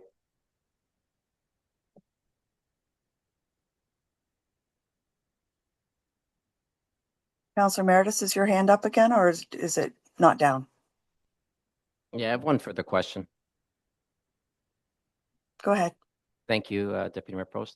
I just, and I'm just looking at the chart here on the, and when I was talking about, I knew how long you were on scene. It doesn't have it in this this information. The last time we did get these reports, it had an actual time on how long you were on the scene, and this one doesn't seem to have it. So it has shoot time, dispatch, shoot, travel time, response time, but it doesn't have. It's missing a column. I just want to make sure that, because that budget time when we were at budget, there was a column there. That's how, like right now, I don't know how long you're on the scene looking at this. I had that information before. I don't know. It's not on this information unless I'm. Do you see it, Chief, anywhere here? Through the chair. Because I don't see it. Through the chair to the counselor, the documents that are attached to the as attachments should be the same ones that we've been using throughout the year. Staff did not attach a different one. Now, saying that if it's missing there, I can investigate why it is there. At the end of the day, staff being there for 19 minutes or 19 hours, it still ends up with the same trigger of people responding. Thank you. Yeah, and I'll go back and I think I have those charts on download on another file, see if they're there, because I remember totaling those up and actually, because I use that as one example tonight, and not looking at any specific one, but going back from memory, and I don't see it here. So if we can, if I believe you have that information. If we can get that back in these reports for the next quarter, that would be great, or update this one so we can have that information, because I know it was there at one point. Thank you. Okay, so I do not see any further hands up. You forgot to take yours down, Councillor Meredith. I'll catch you next time. Yeah, no, thank you. I'm working on it. Okay, so council, you have heard the motion for information. We've had discussion. All in favor? And that's carried.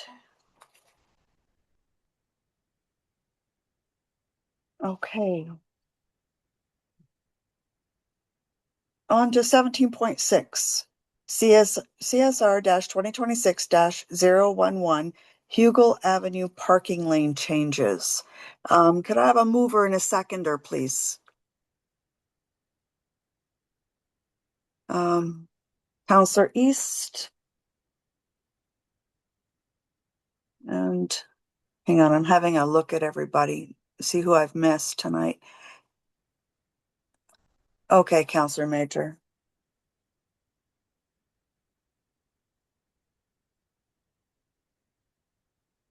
That staff report CSR-2026-011 Hugel Avenue parking lane changes dated February 4th, 2026 be received, and that council directs staff to remove the parking lane on Hugel Avenue between 8th Street and Woodland Drive and install bike lanes, and that council directs staff to install bike lanes on Hugel Avenue from George Street to William Street, and that council directs staff to revise Schedule C of the parking bylaw 2025-7 to include no parking zones on both sides of the road on Hugel Avenue between Woodland Drive and 8th Street. And that council directs staff to revise Schedule I of the traffic bylaw 2025-65 to include bike lanes on both sides of the road on Hugel Avenue between Woodland Drive and 8th Street and between George Street and William Street. I'd like to open the floor for discussion. I'm not sure who may have pulled this.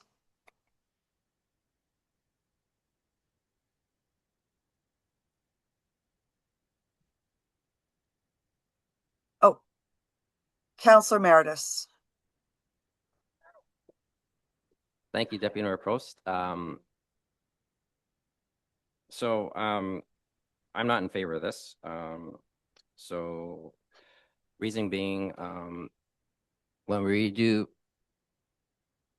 8th Street from Woodland, or 8th Street to Woodland, I would like to see it left the same, left the way it is. We did approve on 8th Street a new bike lane with a parking on one side. So the bike lane, bikers coming up that massive hill on Hugel, I guess it is, because there's bike lanes on either side of Hugel right now, I believe.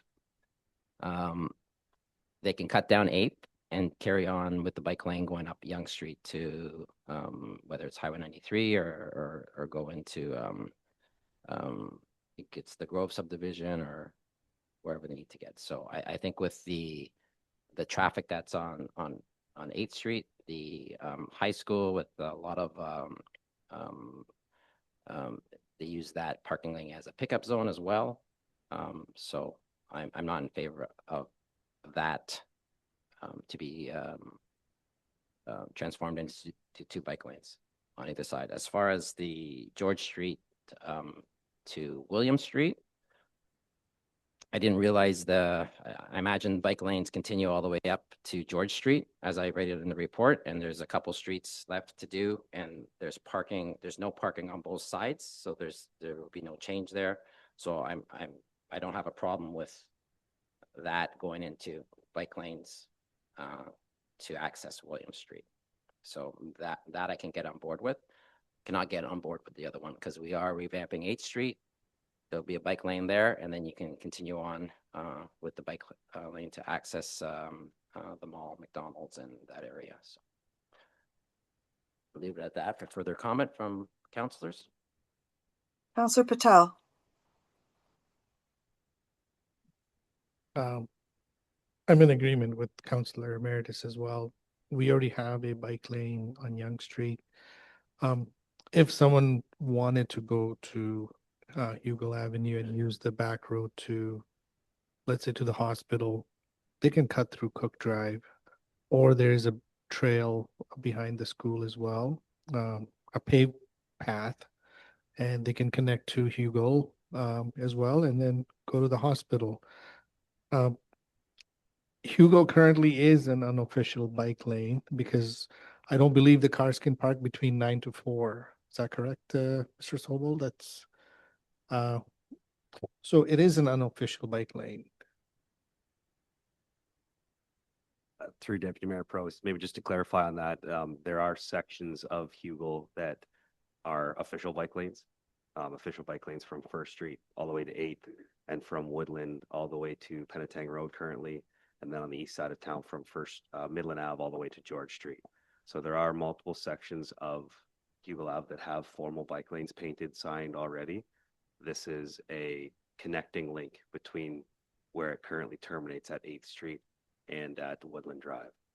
So you mentioned the trail that comes out behind or beside the high school. There would be no bike lane for them to connect to if council chooses not to install the bike lane in this section. So I just wanted to clarify. No, I got that, but right now the vehicles are allowed to park on the side. It's a parking lane, right? And they're not allowed to park between that time zone in that section of Hugo. That's correct. From 9 to 4 during weekdays, you can't park in that parking lane. And that is, from my understanding, was to help with high school operations in the old high school location. It is signed that way for the whole stretch, but the high school was consulted in this decision, and they have absolutely no concerns with removing that bike lane or that parking lane. Thank you. Yeah. So, I mean, putting in the bike lane would just create, I think, more problems because nobody rides up Hugo with a huge hill. Usually people are taking Young. And if they want to connect to the hospital, they're probably going to use that trail because it's a flatter surface. So creating the bike lane will remove some parking and just create more hassle for the residents living in that area. And then maybe might be bollards down the road. So I would just recommend staying status quo. Thank you. Councillor Major. I'll stick with Councillor Meredith on this one. Young Street's bike lane from one end to the other. I have no problem with it down the other end of Hugo Avenue because I'm up and down there all the time. And I get it 9 to 4, you can't park on Hugo, but there could be weekend stuff at the school or just people at people's houses. So I think the bikers are, at least the Tour de France specialists I know on bikes, can probably get around a parked car on Hugo Avenue on their own. So I think just leave it the way it is.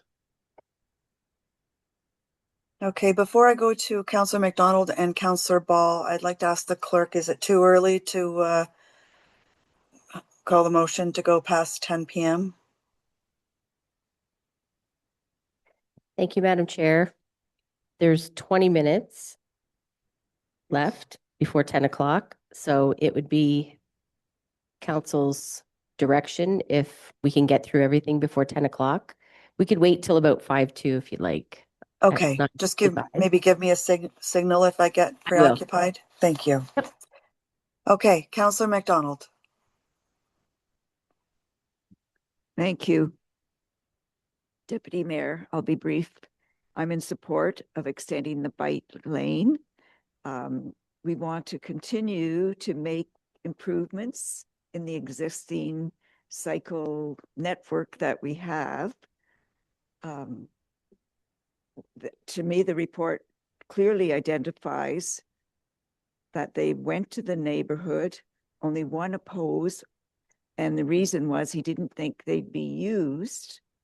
And the fact that the high school and the Simcoe County Health Unit did not think it would present a problem to remove the parking. It's very important that we establish Midland as a biking community. As far as rerouting everyone, telling them which way they can go, if you're in your car, you're not told to go down 8 to come up Young and then across the other subdivision to get to the hospital. And it's the same thing as on a bike. So I think it's very important that we support this recommended change in this report on both ends of Hugo. Thank you. Councillor Ball. Thank you, Mr. Sobel. I was missing your maps on this one because I really am a visual person. So I was having a, so on Hugo in front of the high school, there is parking, but there's parking on both sides right now. There are 2 designated, but there's enough room on the other side that there's kind of a block off that looks like it could be a parking lane.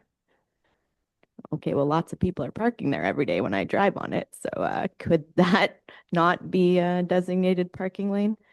So that we don't lose parking on that street?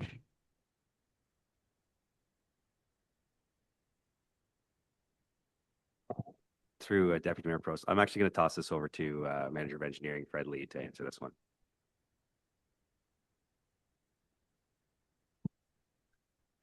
Through the Deputy Mayor to Council Ball, along the Hugo, specifically right across from the high school that you're referring to, as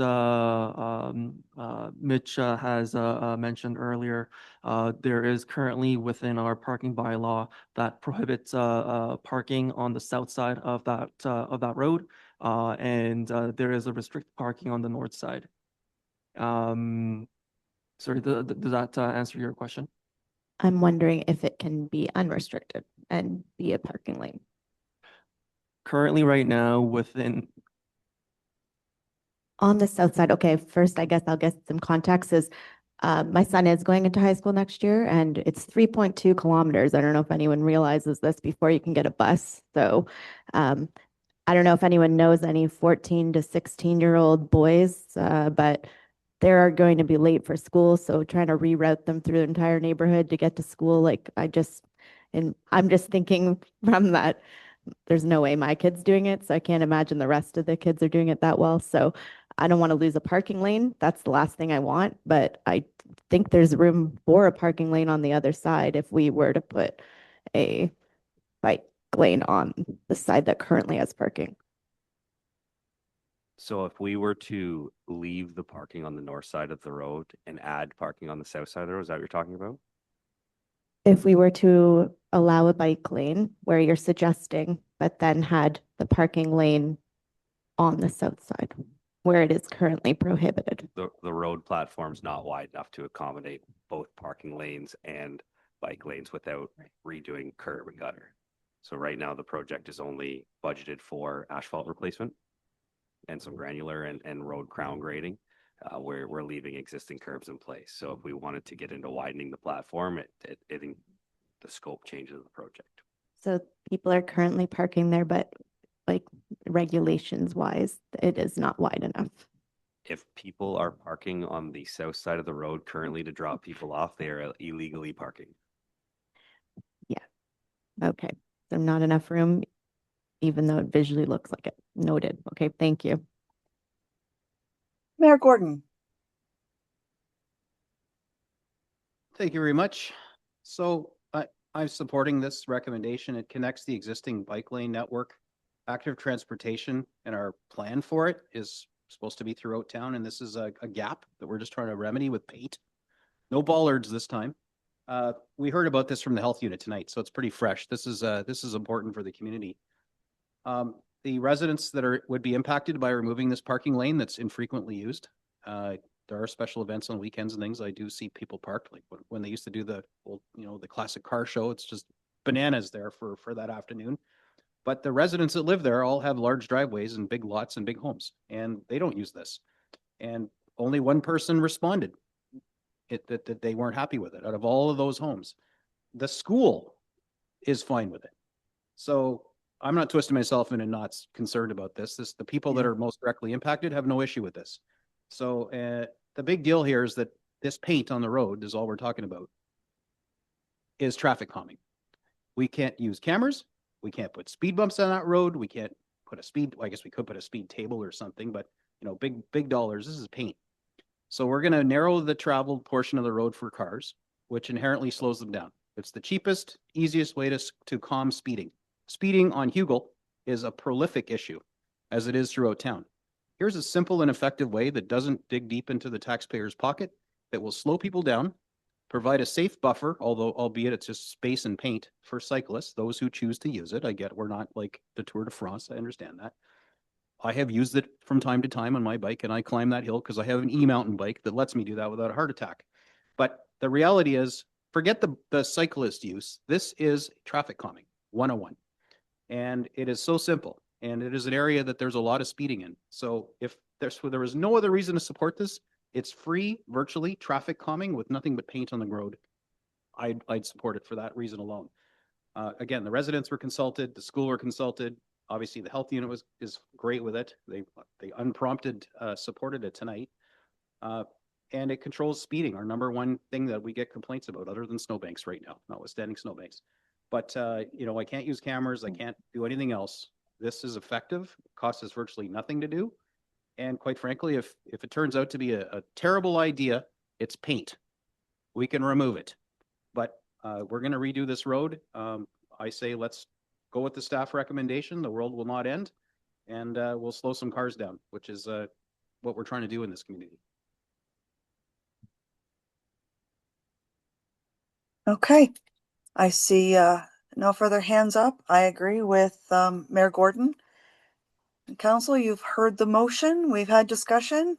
All in favor? Recorder vote, please. Oh, recorded? Okay. Madam Clerk?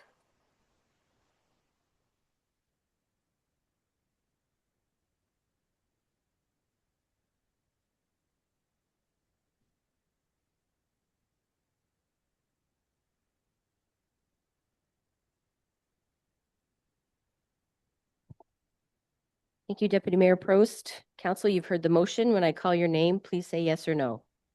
Councillor McDonald. Yes. Councillor Major. Councillor Ball.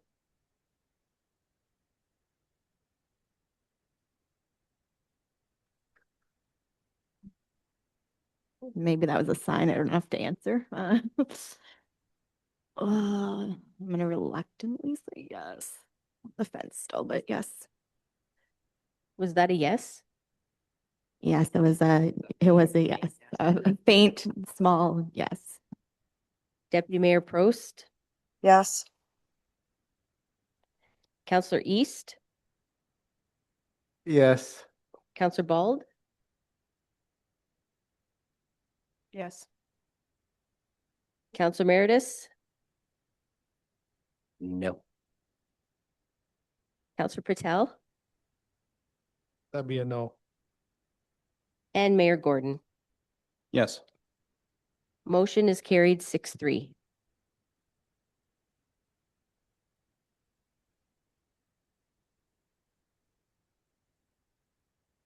Okay.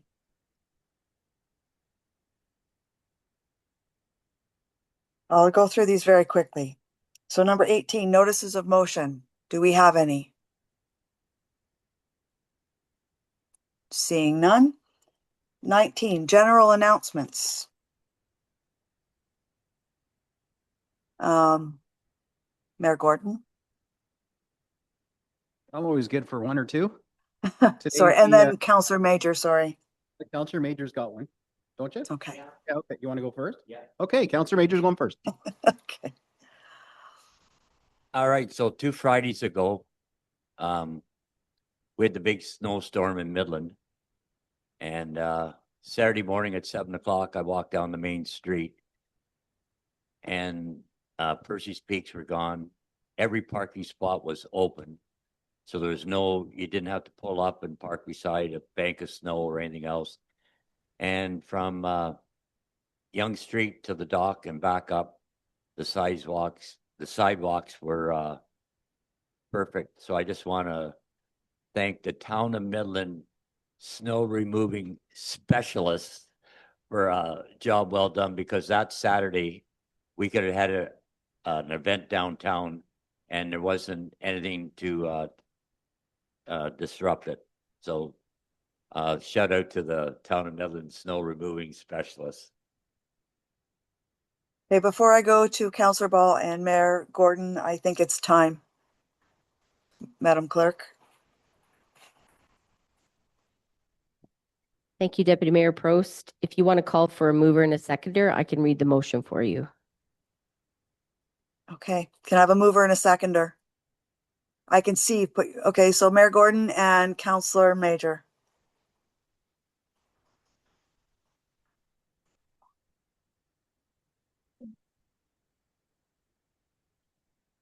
Okay, I have a motion moved by Mayor Gordon, seconded by Councillor Major, that pursuant to Section 6.2E of Procedure Bylaw 2022-2, Council agrees to remain in session past 10 p.m. in order to deal with the remaining items included on the agenda. Deputy Mayor, if you'd like to call the vote. Okay, all in favor? Opposed? 1, 2. That's carried. Okay, Councillor Ball and then Mayor Gordon, is that okay? Thank you. I just wanted to say that February 25th is Pink Shirt Day, Anti-Bullying Day. I know we usually rock our pink shirts from Boys and Girls Club, so if you'd like to purchase one, they're selling them. I haven't seen any other community organizations selling the pink shirts, but if you wanted to support that cause, that's a great way to do that, as well as just wearing your pink shirt to raise awareness for anti-bullying. Thank you. Mayor Gordon and then Councillor Patel. Thanks. When's our next meeting? Is it the 26th? Oh, it's the 25th? So we're going to be all rocking pink at our next Oh, meeting. yeah. Okay. Put that on your calendars.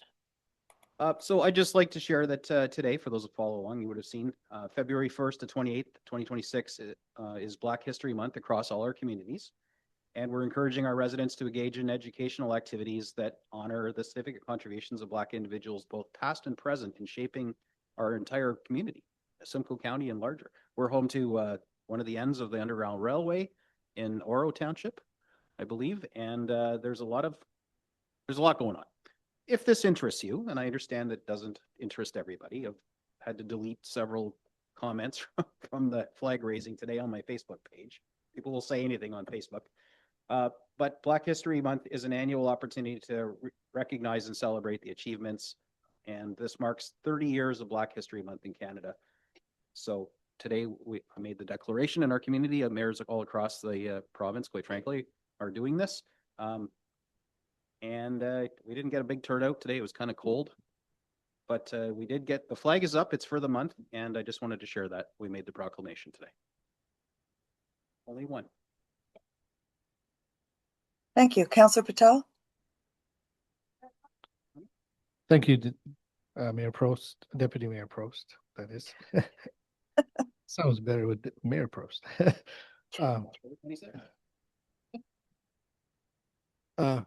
Just want to thank the operation department, also Mr. Farquharson, while our Miss Bunn was on vacation, he gave us all the details and he filled us in well. It was lengthy and very detailed, so he did a great job. I want to recognize him for that. And of course, our great operation department for doing the amazing job, second year in a row with the tough winter we've been having. Yes. And as the mayor mentioned, Black History Month, it is very important that we recognize this month every year, not just, this year. Thank you. Okay, I don't see any more. Oh, Mayor Gordon. Sorry, it's more, I'm just kind of hijacking this because there's no other place to put it. I know, Mitch, the snow removal team is hard at work blowing banks right now. I'm seeing the endless lineup of dump trucks heading out to the ops center. I got to revisit. I need another picture of Mount St. Midland because it's growing significantly. What's the count of dump trucks so far? You know, can you get that quick? Last time I asked you, it was like last week when I was on CTV, and it was 3,200. And those are contracts. Those are local contractors that we're paying because we don't have 3,200 dump trucks in the town of Midland, in case anyone was worried about the budget. And the second thing is when people are wondering, because I'm right now, before the meeting, I was getting tagged ceaselessly on a post on William Street. You know, that clearly there's snowbanks that encroach well into one of the 3 lanes. There's still 2 lanes open, but people were wondering when are they what's the order for chewing back the snowbanks? And it's difficult to predict because we don't have it like listed. The guys are working endlessly on this. I know that, but can they email operations at if they're curious on, hey, when are my snowbanks getting blown back? I'd just like to give some direction because people are under the false impression that I and council somehow direct you which streets to plow and the order to do them in. And I try to educate them, but they're not happy about that. So I just thought I would ask tonight because when I go home, I'm going to have to respond to the multitude of tags I've got in this one post about William Street. And then of course there'll be the what about my street follow-ups. So it would be helpful if we could all here today know who to refer people to about when is my street getting blown. Okay, a lot to unpack there. So I don't have the exact number handy, but I pulled up some quick stuff. Based on the number I gave you earlier last week, we were at 3,200. We're probably sitting around that 3,900, approaching 4,000 loads this week. On Monday, February 2nd alone, we moved 327 loads that day and night.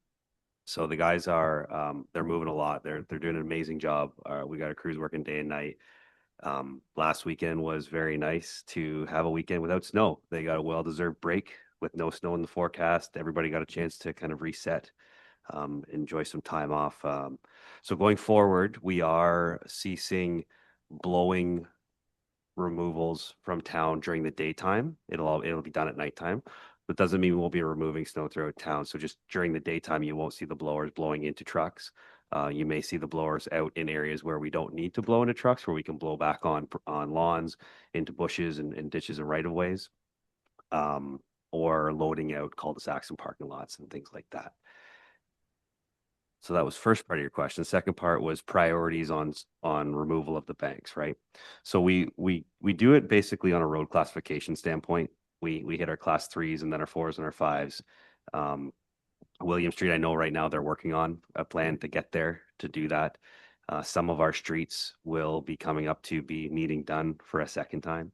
So it's trying to get through all of the streets once, but recognizing that a local road that gets 20 cars a day may not get done once before a collector road, for example, is done twice. So we're making good progress. We are still in compliance with MMS. All of our roads meet MMS from a width perspective. There are a couple that are getting tight, but MMS does not require us to have 2 full open lanes, full width like summertime on a local road class 6 that doesn't have very much traffic. So we do have a little bit of flexibility there to let them narrow up.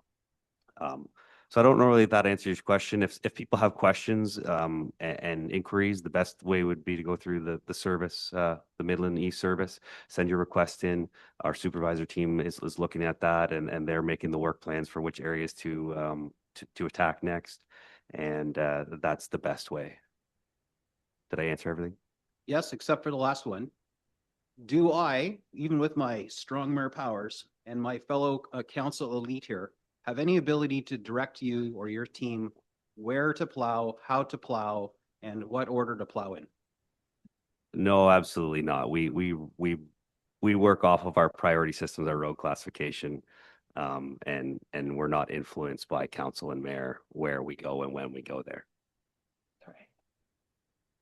I'm going to have to do a little screen snap of that in a video But anyway, thank you. I mean, this has been a frustrating winter. People are just generally angry anyway, and this is where the Eye of Sauron has focused on because we've had two of these beastly winters in a row. So I can understand and empathize because I really am sick of doing the end of my driveway as well. But it's good to have this conversation, mostly for our media friend, our masked media friend, because perhaps it will inspire an update in one of his stories about what we just said during the announcement section that wasn't really part of the agenda. Anyway, I haven't hijacked the announcement section much this term. That was my big deal last term. But anyway, I think it was good that we got that out. So thank you very much for indulging me.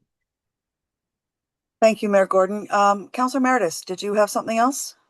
Yes, I did, and I wouldn't be able to forgive myself if I forgot this, but the Elegant Gourmet downtown Midland business, Susan Canning, she passed away not too long ago. I think the end of January. She was diagnosed, or they found out from what I read on social media, just before Christmas, found some cancer, and then it spread and passed away suddenly. Shock to the business BIA, the business merchants downtown Midland, but would like to offer sincere condolences from the BIA to Matt and Glenn and the family, and I'm sure for this council and staff. Just a shock, and our hearts and prayers are with the Canning family at this time. Thank you. Thank you, Councillor Meredith. Most of us knew Sue very well. Do we have any more announcements? Okay. We're at number 20. Motion to close Committee of the Whole and resume formal council session. It is moved by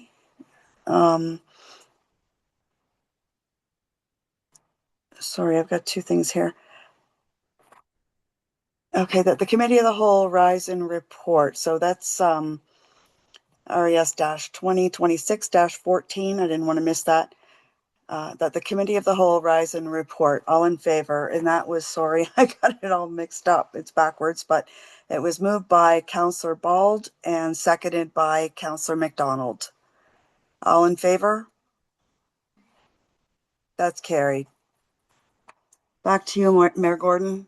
Thank you very much, Deputy Mayor Prost. Moved by Councillor Meredith, seconded by Councillor Patel. The recommendations of Committee of the Whole for the meeting February 4th, 2026 be adopted as resolutions of council. All those in favor? Any opposed? Carried. Next, moved by Councillor East, seconded by Councillor Ball, that the following bylaws, bylaw 2026-2, amend bylaw 2005-51 as amended to regulate the issuance of permits for the construction, demolition, alteration of buildings, plumbing and sewage systems, and to repeal bylaw 2025-25. Bylaw 2026-3 authorized to enter into an agreement between the Corporation of Town of Midland and Southern Georgian Bay Farmers Markets to provide an outdoor farmers market for 2026. Yay! Bylaw 2026-4 amend zoning bylaw 2004-90 as amended for the lands municipally known as 574 Bomb Beach Road East in the Town of Midland, and bylaw 2026-5 amend zoning bylaw 2004-90 as amended for the lands municipally known as 944 Sumac Lane in the Town of Midland be passed and enacted. Council, just for your information, that's removing the holding symbol. It's a procedural thing that staff have delegated authority on, in case you're wondering what we're talking about. And all those in favor? Any opposed? That is carried. Next, moved by Councillor Major, seconded by Councillor Bald, that a bylaw 2026-6 being a bylaw to adopt the proceedings of regular council meeting, a closed session held February 4th, 2026 be passed and enacted. All those in favor? Any opposed?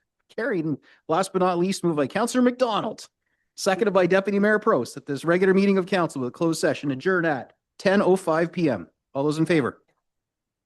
Opposed? Carried. We are adjourned. Thank you, everybody.